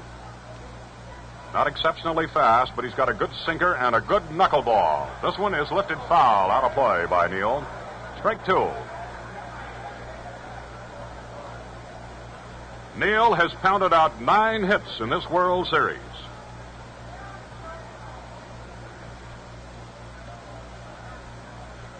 Fly ball, first base side, it appears to be playable. Kluszewski coming just off the line.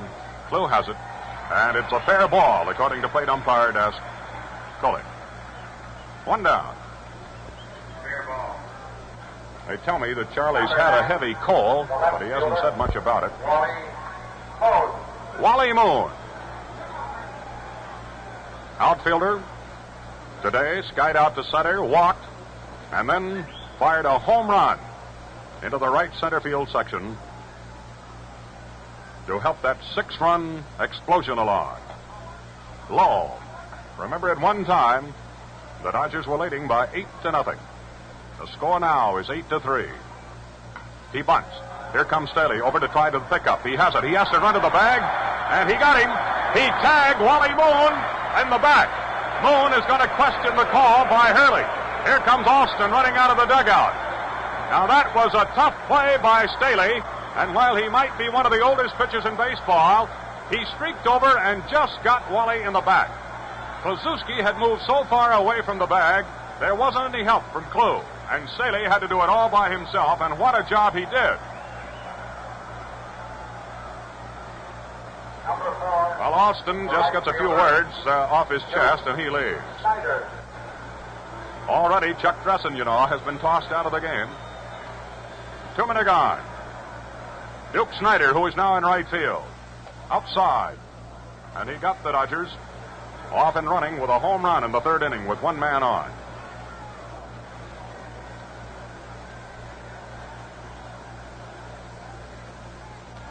Steady.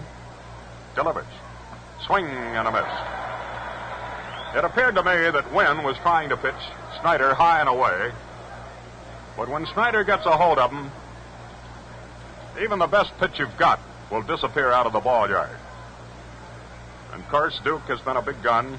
Even though he had an operation on his knee, he can still swing that bat. Here's one in front of the plate. He taps it very lightly out in front, and Lawler goes in to make the pickup and throws him out. So a very strong 6th inning for Staley. No runs, no hits, and nobody left. That's the story for the Dodgers. And the score remains L.A. 8, Chicago 3. Well, the home runs today by Duke Snyder and Wally Moon. And the home run, of course, by Kluszewski. Yes, that's news to baseball fans. And here's something that's welcome news to everybody. The Gillette 195 adjustable razor. This is the one razor that adjusts to any combination of skin and beard. You simply turn a micrometer dial on the handle to get 9 different degrees of edge exposure and edge angle to fit your exact requirements. Revolve the collar one way and exposure decreases. You turn it the other way and more edge is exposed. You get the edge that you want for the shaves you want. Clean, refreshing shaves with all-out comfort, and that is guaranteed. Yes, you must agree the Gillette Adjustable gives you the finest shaves ever, or your money will be refunded. Stop in at your nearby Gillette dealer. It costs just $1.95, complete with Gillette Blue Blade dispenser and travel case. Smith will be leading off. Al Smith. The White Sox now batting in the 6th. Larry Sherry, the kid, throws low and inside. Ball 1. Smitty has already drawn 2 walks. You might remember he played for Al Lopez in the '54 World Series, at that time with Cleveland. Attention, press. In checking with... There's the ball hopping out toward the second baseman, Neal. He's up. Charlie makes the throw to Hodges. 1 down. President Joe Cronin, who in 1933 managed the Washington club, he said that Manny Manush was ejected from the game by umpire Moran. Number 5, the right fielder. Another little note coming from the president of the American League, Mr. Joe Cronin. He claims that Heine Manush, in the World Series, Cronin was running the Washington Ball Club at that time, was thrown out by umpire Moran. That goes back to 1933. Now, your batter is Bubba Phillips. We've got a strike 1 on him. Fly ball to right field, but it's up in the air very high, and Snyder will have no difficulty. He's under, and that's all for Phillips. 2 gone. Number 6, the third baseman, Bill Goodman. Billy came into the game as a pinch hitter and struck out in the 4th inning.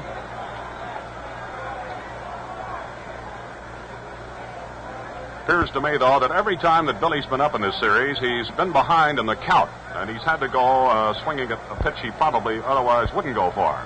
Low, ball one. 2 down, and the score from Chicago today in the World Series. Los Angeles leads 8-3. Fly ball to left center. Coming over in a hurry is Don Demeter, and he's under. He has it for the out. So 3 up, 3 down in the 6th inning for the White Sox. No runs, no hits, and nobody left on. At the end of 6, the score again is Los Angeles 8, Chicago White Sox 3. Here are today's attendance and financial figures. Just twist that dial and you're all set with the adjustable razor by Gillette. For shades so easy, fast and clean. So try it and see what we mean. 3, 2, 4, 4. We'll be ready to go in a moment, but some figures are coming through. I think that will be of interest to you. Mel, I think you were able to pick them up for us. The paid attendance today, 47,653, setting a new attendance record for either a 6 or 7 game series. The previous record for 6 game series was 358,362. For 7 game series, 394,712. The total for these 6 games this year, 420,784. Bye. Right now, here is Gil Hodges to lead off. Staley's pitch is swung on, and it's a hopper down to deep shortstop. Aparicio down on the one knee, throws. A perfect throw in time, and Hodges is out. Aparicio had to come well over to his right.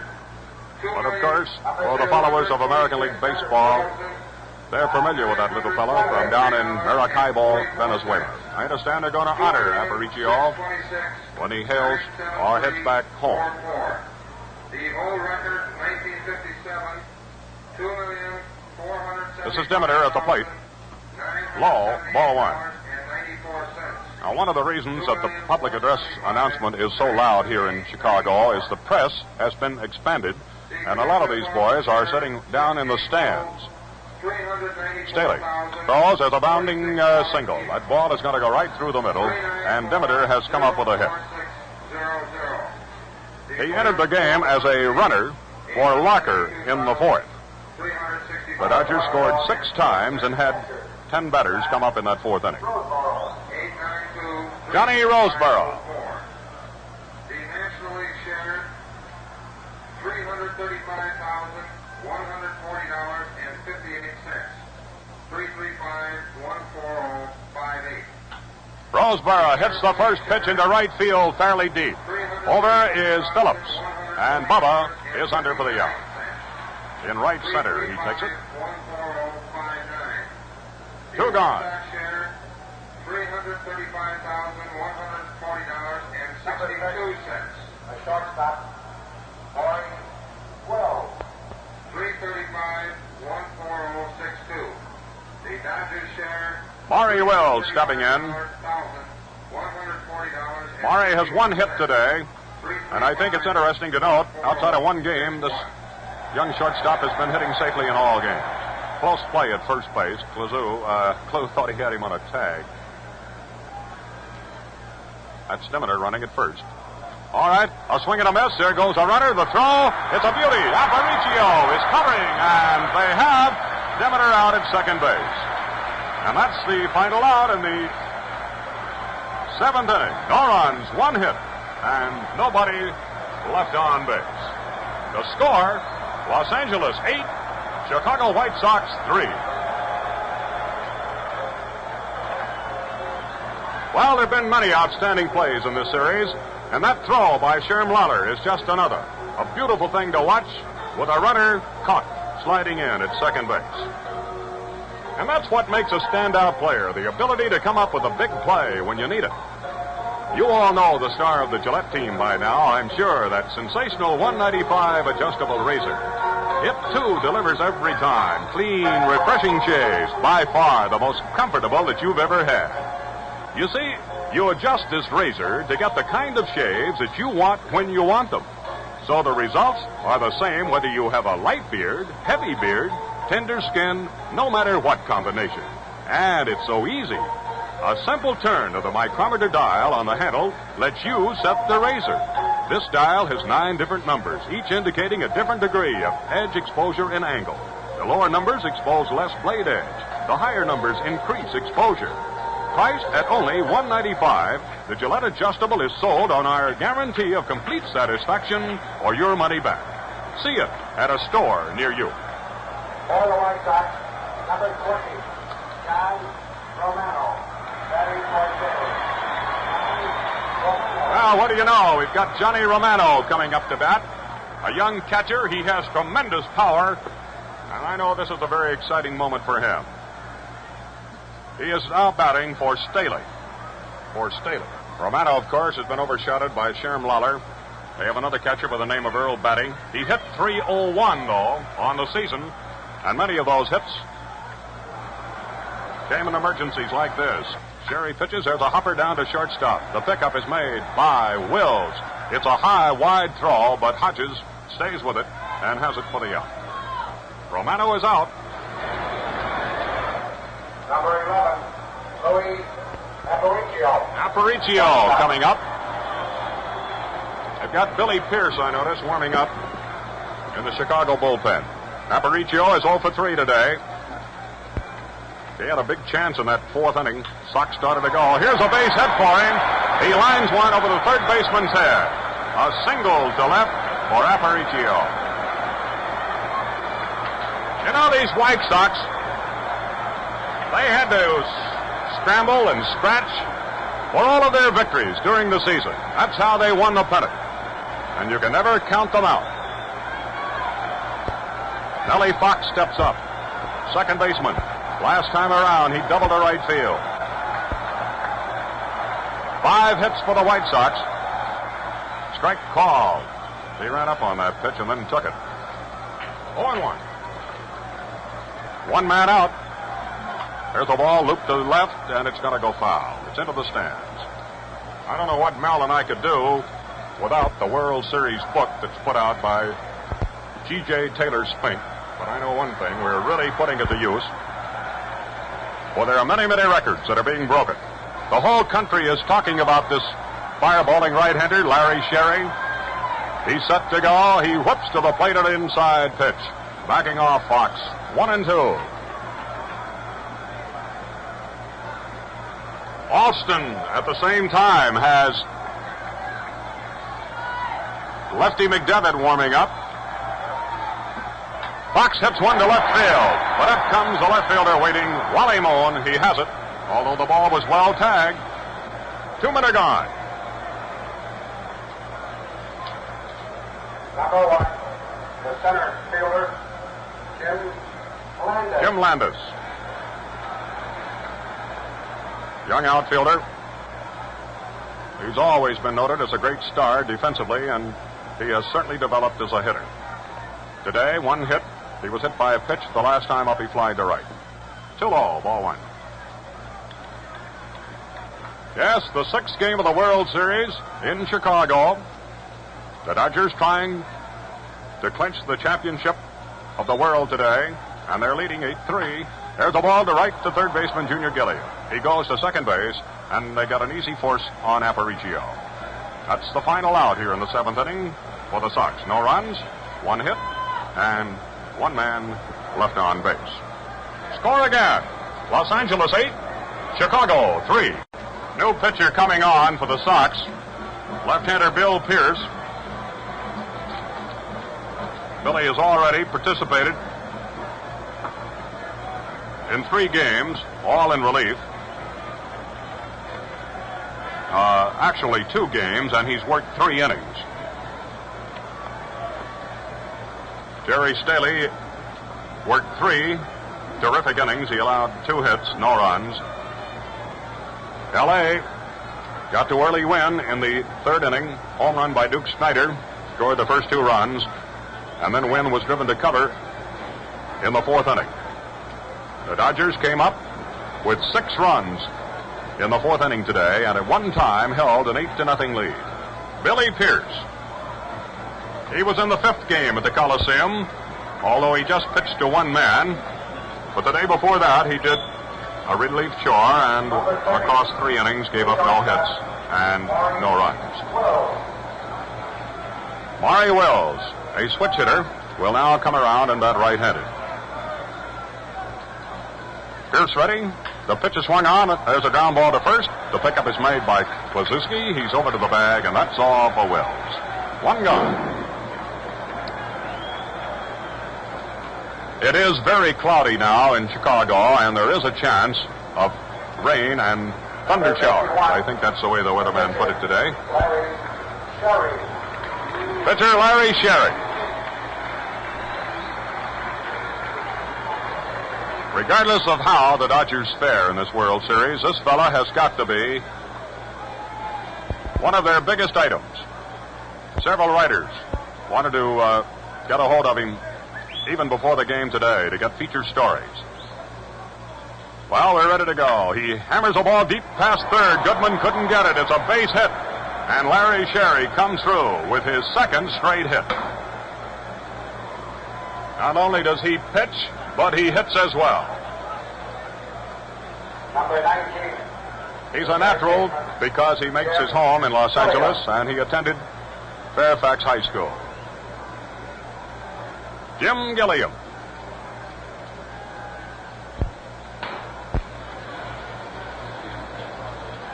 The steady third baseman of this L.A. team swings a strike.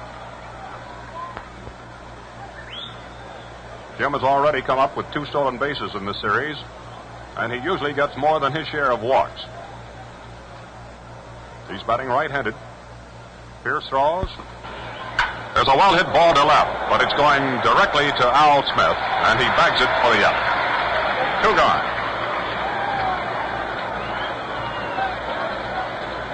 Second baseman, Charlie Neal. Single to center, he struck out. He doubled to right center, and he popped out to first baseman Ted Kluszewski.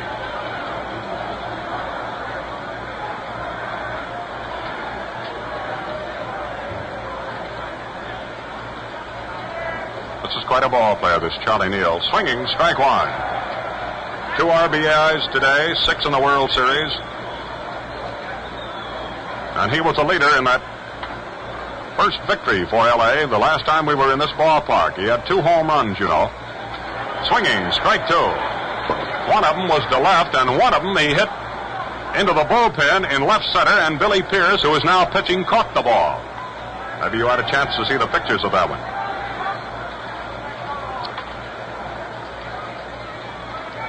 There's the ball to right field. It's got to be a hit. Sherry got a late start. He's only going to get to second base. And the ball scooped up by Bubba Phillips.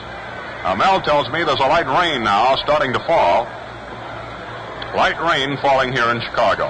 2 on. The left fielder, Wally Moon. Outfielder, Wally Moon.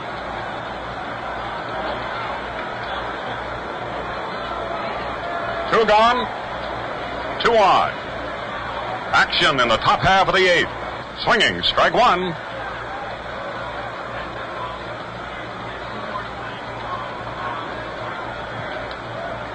This fella hit a home run the first time he ever came to bat in the major leagues. And he's been a bright star ever since that time, 1954. Swinging, strike 2.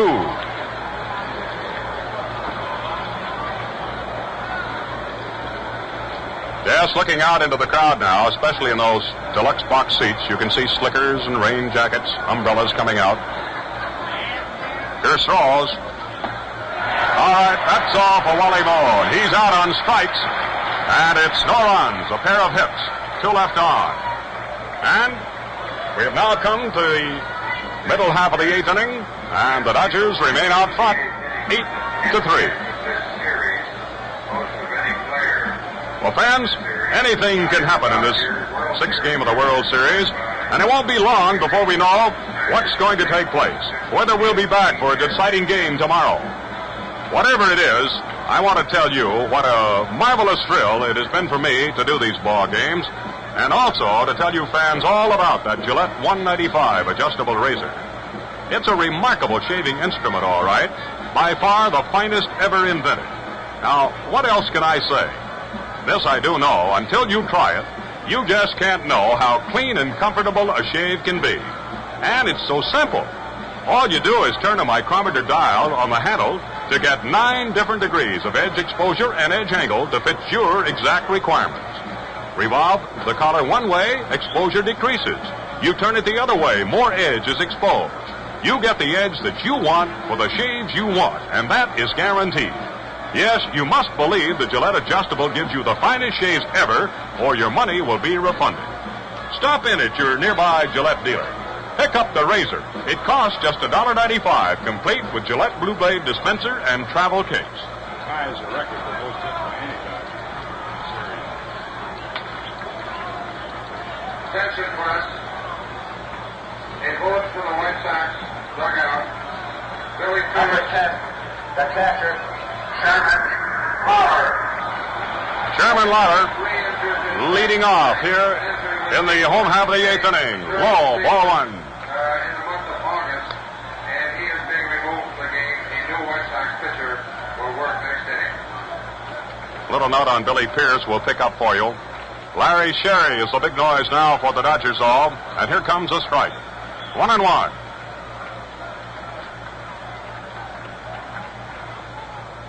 Lawler leading off. He is 0 for 2. He did get a walk. Fly ball, well hit to left center field. Dimmitter coming over. He's got the room, and he has it for the first out. 1 away. We understand that Billy Pierce re-injured his side. You might remember he had trouble during the regular season. So there will be another pitcher coming on for the Sox. Now Kluszewski. He accounted for the 3 runs that the Sox have scored. With 2 out and 2 on in the 4th inning, he stepped up with a count 1-2 against Padres, and he unloaded with a terrific home run into the upper deck in right field. 2 low, ball 1. Klu has 8 hits in this series, and 3 of them have been home runs. All of them hit in this part. Dutcher, right-hander, throws, and Klu swings so hard he hits a foul right down on his foot. He spins around, and there's 240 pounds a man going down into a sitting position. His cap almost came off, but he's okay. Over 47,000 are looking on in the 6th game of the World Series. Ray Moore tuning up in the White Sox bullpen. Ray Moore. Now, Klu's right ankle and instep is really hurting. He's backed out of there, and he's not quite ready to go. Swing, sends a long fly to left. That ball is going to go into the corner. It's going to be extra bases for Klu. It hits the wall. Moon makes the pickup, and it's a stand-up double for the mighty Ted Kluszewski. What a series he's having.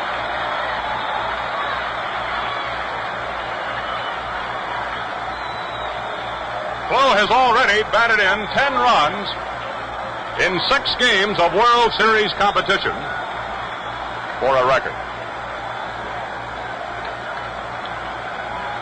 Outfielder Al Smith. Of course, that's what the White Sox fans are hollering for. They need the long ball. They need hits. Low, ball 1.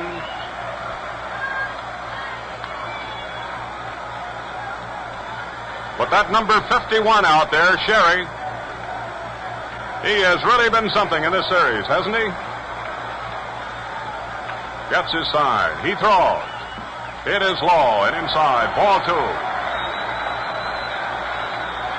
The Dodgers lead 8-3. Last half of the 8th.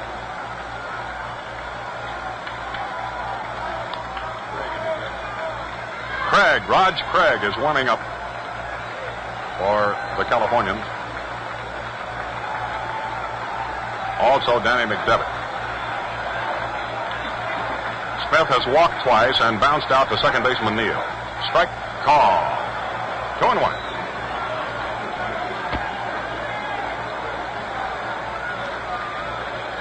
Cloudy and overcast, light rain, although it appears to me it has stopped at the moment. Here it is. Outside, high, good eye. He took that one. 3-1. Smith has come up with 5 hits in the series, and the first 3 were doubles.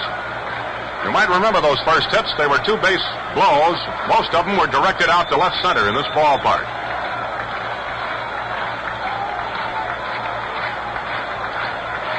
teammate, Kluszewski, not paying much attention to him. He's at second base. Smitty hits a ball to third base. Gilliam has it. He holds Kluszewski. Across the diamond he goes, and that is all for Smith. He's out, third to first. 2 away.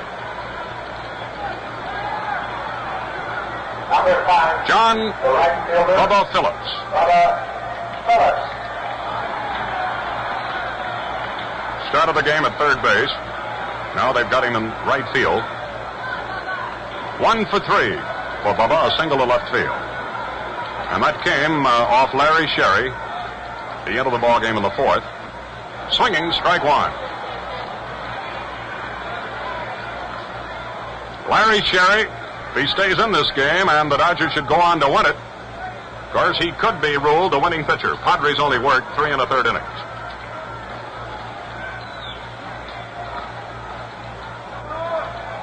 Pitch move. Pitch. There's a ball hammered right to the mound. Sherry has it. He can do no wrong. He's up, throws, and that's the final out. Pitcher to first. Phillips is out.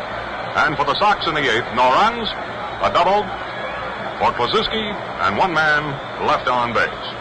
At the end of 8 innings, full, the score reads, the Dodgers 8, the White Sox 3.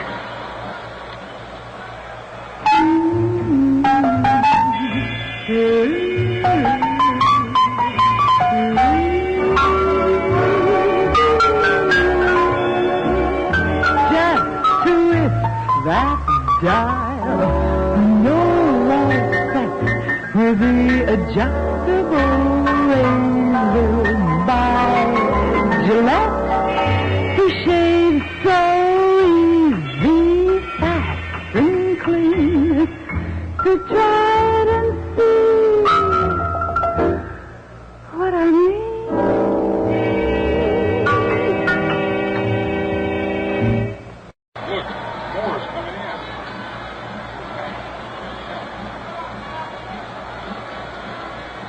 The lights are being turned on at Comiskey Park. It's very cloudy. You can see those very ominous clouds rolling overhead, although I don't believe it's raining at the moment. Now, here's a strange one. We announced that Pierce was having trouble with his side, and he's out here warming up. One of the boys hurried out to the bullpen. Moore continues to warm up, and even Al Lopez seems to be a little bit concerned about it. He comes out, and he's talking with Pierce, and Pierce is not going to be allowed to stay in the game, although he did come out. Well, it kind of put us in a little haze here for the moment. Well, actually, Ray Moore, as you were talking, came out of the bullpen and had walked 20, 30 feet from center field toward the mound. And then he turned around and went back. The announcement, of course, was correction came from Ed Short of the White Sox that Pierce had rehurt his side, and apparently Billy wanted to try it. He wanted to stay in there. Billy Pierce left the game due to an injury. They're announcing about Billy Pierce because of an injury leaving the game, and there will be a little time for Moore now to slowly move in from center field. Former White Sox, number 29. Ray Moore is being announced as the new pitcher. Ray Moore. Hails from down in Maryland, and at one time was in the Dodger organization. He played with Brooklyn in 1952 and also in 1953. He was only around for a short while. Ray Moore. He came to Chicago from the Baltimore Orioles. He had 3 fine years. He won 10 games. In 55, he won 12, and then he won 11. Moore, and this will be his first appearance in a World Series. So we've had Early Wynn, Dick Donovan, Turk Lown, Jerry Staley, Bill Pierce, and now Ray Moore. 653. We're going to get Chuck Asijan as a pinch hitter. 784. Now, the last time we saw Chuck come up as a pinch hitter in this ballpark, he cracked out a home run, and it led the Dodgers on to their first victory in this World Series. Big, husky Californian. Right-handed batter. There goes a long poke to left. Smith is back. He's near the wall, and there's another home run for Chuck Asijan. And as far as I know, Mel, it's the first time an individual has hit 2 home runs in World Series competition as a pinch hitter. That's absolutely right, Byram Sam.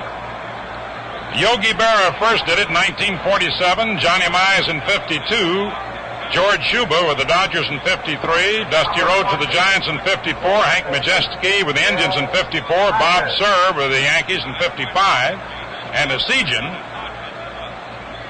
in this series in the second game, and he's the only one ever to do it twice, 2 pinch hit homers. Well, that's quite a record. Chuck Asijan, a boy who played football at Stanford only a few years ago. Now this is Gil Hodges. Ball 1 is served up. The score now is 9-3. The Dodgers are getting closer. All right, a bounding ball to deep shortstop. Aparicio backhands and throws in time. Fine play by Louis Aparicio. And that's all for Gil Hodges. 1 gone. We're in the 9th inning. Asijan's drive was more toward left field and into the lower deck. The one he hit here the other day was even further out.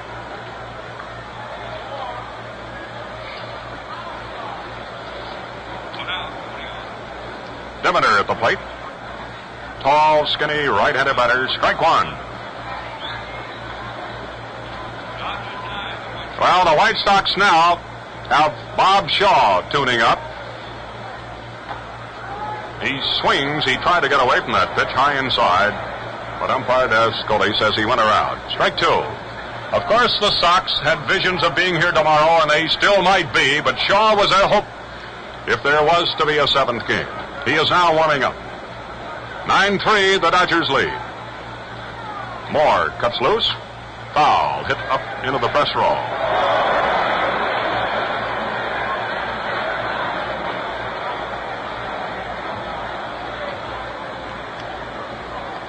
We're at Comiskey Park today.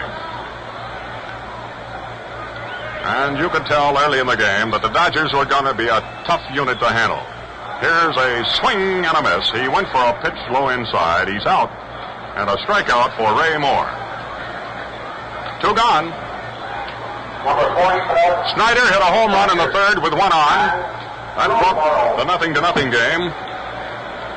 And then the Dodgers came on with a riotous 4th inning, and they scored 6 times. They were leading at one stage 8-0. Johnny Roseborough. Outside and high, ball 1.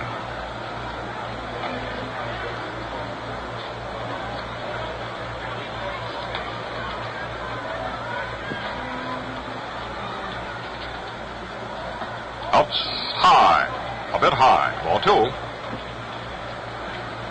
9 runs and 13 hits and no errors. That's the story for the Dodgers so far. The White Sox 3 runs, 6 hits, and 1 error. Roseborough has no hits today, but he sent the right fielder Bubba Phillips up to the wall in the 5th. Hop fly. Lawler coming back, has room, and catcher Lawler is under, and that's all for Johnny Roseborough. 1 run on a homer by Chuck Asijan. 1 hit, nobody left on. Well, the last chance coming up for the White Sox. The score again is Los Angeles 9, the White Sox 3.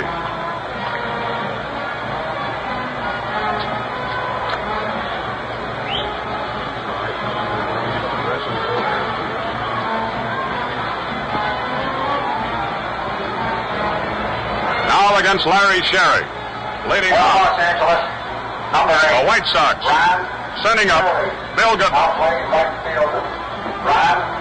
Ron Fairley is in right field.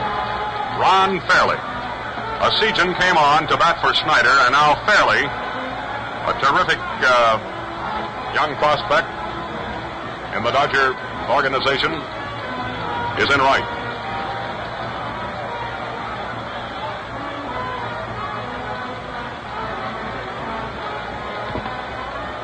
Larry Sherry has been in the game since the 4th inning. Number 6, the third baseman, Bill Goodman. Here we go, Billy Goodman. Bill came on as a pinch hitter, struck out, stayed in the ball game, and flied to center. Low and outside of ball one.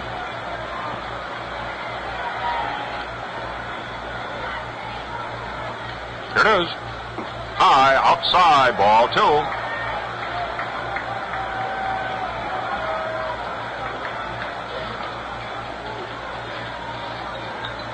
This is a very, very beautiful ballpark. It's 352 feet down each line. And as I mentioned, the lights are on. Goodman, rather frail, left-handed swinger, takes high and outside, ball three. Billy knows that strike zone, though. He claims he got a lot of early batting tips from Ted Williams and his early playing days with the Boston Red Sox. He's trying to get something started with the Sox. Strike call. 3-1.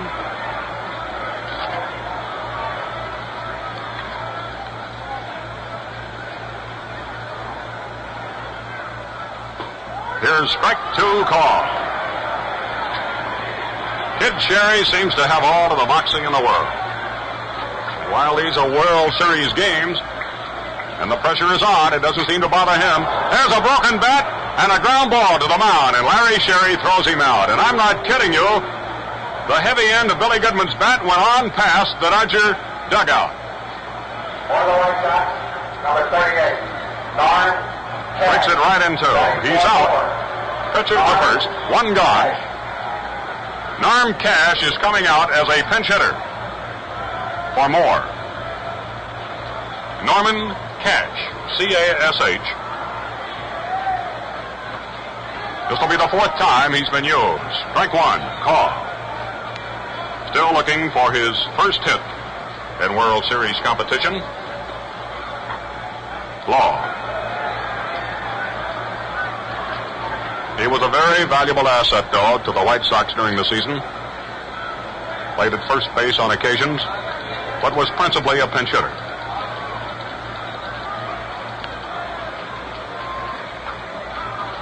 Light rain starting to fall again. One out. Nobody on.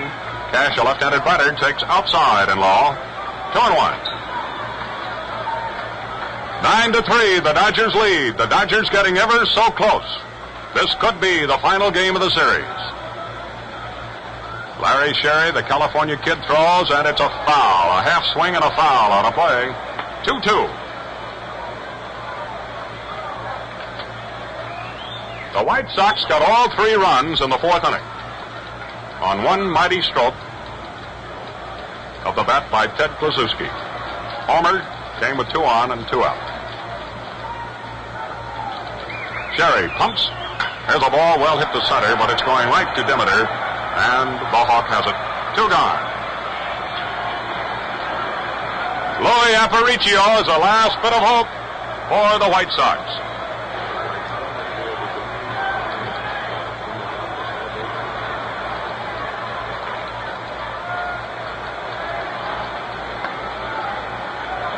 Now, Louis has 1 for 4 today. Single to left his last time up. Sherry throws. Foul off the end of the bat. Strike one.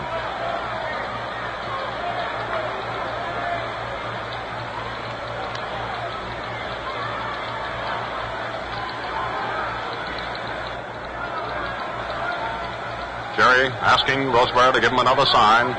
Into action he throws. Low inside. 1 ball, 1 strike. This has been a tremendous series in many respects. The umpiring has been tremendous. Both teams have been helped up. And as you know, it's been well attended. I'll never forget those 3 games in Los Angeles and what crowds. Low. Ball 2.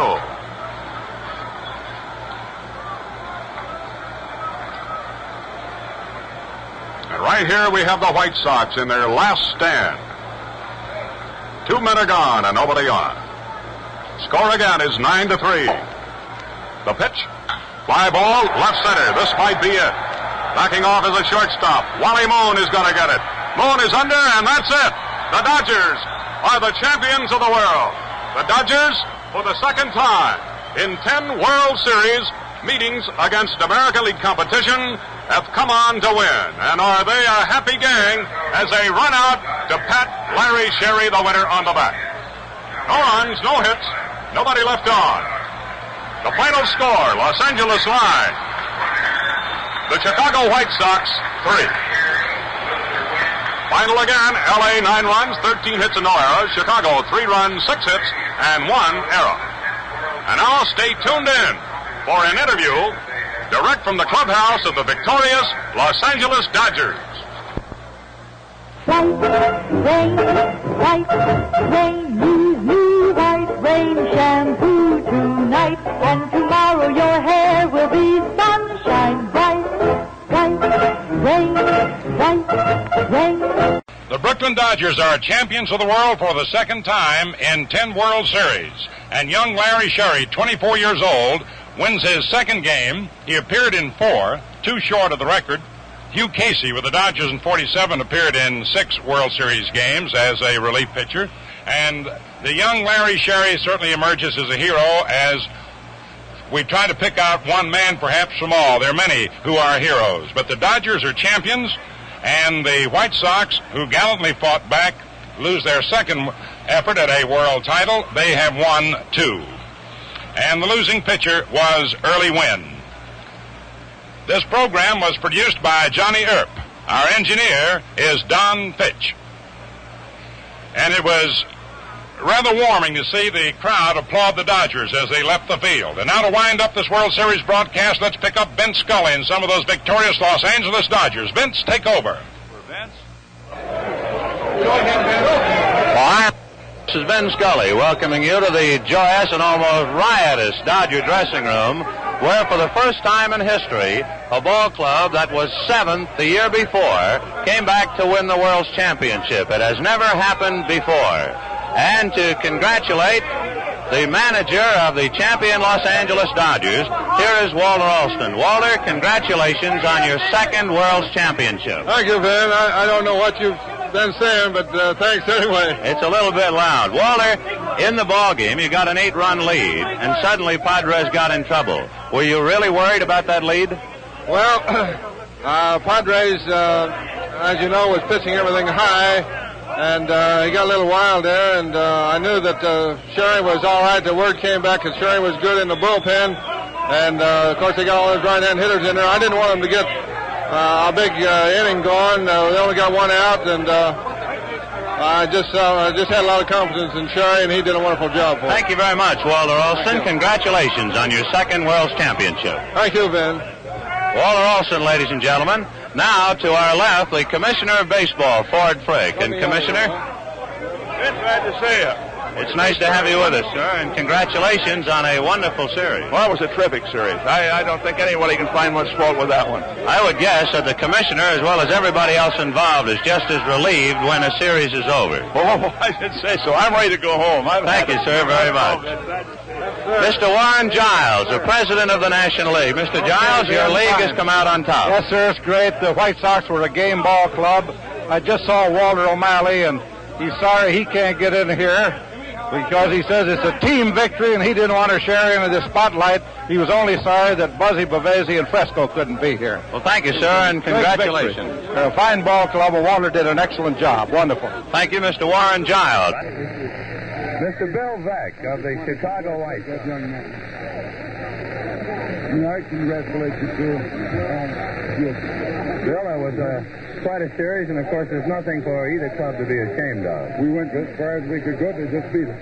Was there any particular point in this series that you would figure could be the turning point against the White Sox? Well, of course, you can always replay them, but today there was no place no way to figure them out differently, so they just out-hit us and out-pitched us today and beat us. No alibis. We've had a fine year. Our ball club has done, I think, extremely well, and certainly our manager has done one of the fine jobs of all time. So I can only say it's been a good year. We're sorry we lost. They were better than us, and they beat us. Well, thank you very much. Bill Veck of the Chicago White Sox. A fellow a couple of years ago, here's Gil Hodges of the Los Angeles Dodgers. I don't know what I'm doing here, but they pushed me up, and it's really nice being here. Well, Gil, you were on the Championship Club of 1955, and you're on the Championship Club of 1959.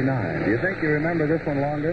I think so, Vinny, because it came a lot sooner. You know, we were just out in L.A. This is our second year, and we won a World Series already, and it took us umpteen years, up to 1955, to win a World Series for Brooklyn.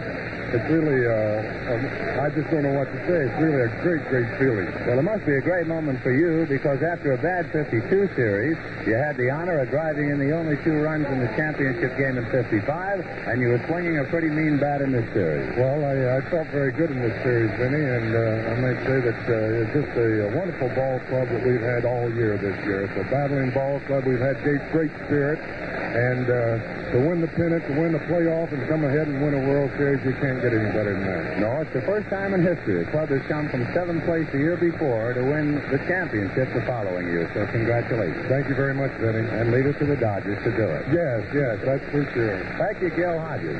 Duke Snyder, who perhaps started all the barrage with that 2-run home run. And Duke, that must have really felt good after being idle for most of the series with a bad knee. Well, I'll tell you, Vinny, there's nothing felt any sweeter to see that ball sail out there and go into the stands because I didn't feel that I could hit a ball that far the way that my knee was, but I just wanted to play and try and get in there and help the ball club win this final game, and it was the biggest thrill, I think, of my life. Well, Duke, that was your 11th home run in World Series competition. You and Mickey Mantle are tied for second behind Babe Ruth's 15, so you still have a chance. So with the skirt on this ball club, we're allowed to have a chance next year, Vinny. Thank you very much, Duke Snyder, and our heartiest congratulations. I'd like you to introduce now the president of the American League, Mr. Joe Cronin. Mr. Cronin, sir? Good. Certainly want to congratulate the Dodgers. They've been a great, great team. It's a wonderful series, and let's hope the American League can get them next year. I imagine, as we asked Commissioner Frakes, that you, along with all the other baseball people, must be relieved that a World Series is over with. It must be quite a strain. Oh, no, it's wonderful. We like this kind of strain, this kind of pressure, but I do want to compliment Walter Alston, and I think he had a fine ball club. Great infield. That infield played superbly, and I think they're a great ball club. The White Sox lost to a real good team. Well, thank you very much, Mr. Joe Cronin, president of the American League. And here on my right, Charlie Neal of the Los Angeles Dodgers. Charlie, you weigh somewhere around 155 pounds. You told me before the game that you had a bit of the flu, yet you came up with 3 base hits. Well, I know I had felt real bad about the flu, but I know I had to go out and try to give my best, try to win this game, and so to go back to L.A. I imagine this would be more than just a dream come true for you to be on a championship club. You were not with the club when they won the World Championship in 55. No, I was with them in 56, and we lost. I never did think I'd be on a World Championship. Well, welcome to the club. Thank you. Our special guest, Charlie Neal of the Los Angeles Dodgers. Another of the many storied heroes on the Dodger Ball Club. For the second time, Roger Craig has been called up from the minors in June to help pitch the Dodgers to a championship. Roger, it seems that you're a good luck omen for Los Angeles. Well, I hope from now I don't have to go to the minor leagues. I hope I can stay here next year and help them win it again. We've got a real good ball club. Everybody did a wonderful job. I don't think there's really one guy outstanding all during the year. Everybody pitched in and just did a real good job. Roger, when you were warming up in the bullpen, did you take a look at Cherry, and did you wonder if you might have to come in? Well, no, I knew I'd get him out. He was going real good, just like he has all year, and I knew he'd get him out. With that 5-run lead, though, you've got to be careful just in case, and I was ready to go. So boy, they're going to be singing in North Carolina. They sure are. Thank you very much, Roger Craig. Don Drysdale, who today was in the bullpen in deep right center. Don, you're wringing wet. What's going on? Well, I had some stuff spilled over me, Vinny. Stuff spilled over you, and I can tell what it is. Don, this is a big thrill for you, I'm sure, to be on a championship ball club, and since you're a boy from Los Angeles, why, that seems to put the icing on the cake. Well, it really does, Vinny. I was on the pennant winner in 56, but there's nothing like being on a World Championship club. Do you think the ball club was worried after they they lost that 1-0 ball game the other day? I definitely do not, Vinny. I think that a big thing that kept us going was all the comments that the White Sox come out with in the papers. I mean, different things that we read all over the Chicago papers, and I know that there was just a little bit to make us go just a little bit harder. Well, congratulations, Don Drysdale, as a member of the world champion Los Angeles Dodgers. Thank you very much, Vinny. And friends, I hope you've enjoyed our chat with the world champion Los Angeles Dodgers. Well, friends, the series is over, but the cavalcade of sports carries on. Every Friday night, Gillette airs the major boxing bout of the week. So plan to tune in and enjoy the excitement. And now this is Ben Scully saying smooth sailing, smooth shaving, and so long from your host, the Gillette Safety Razor Company.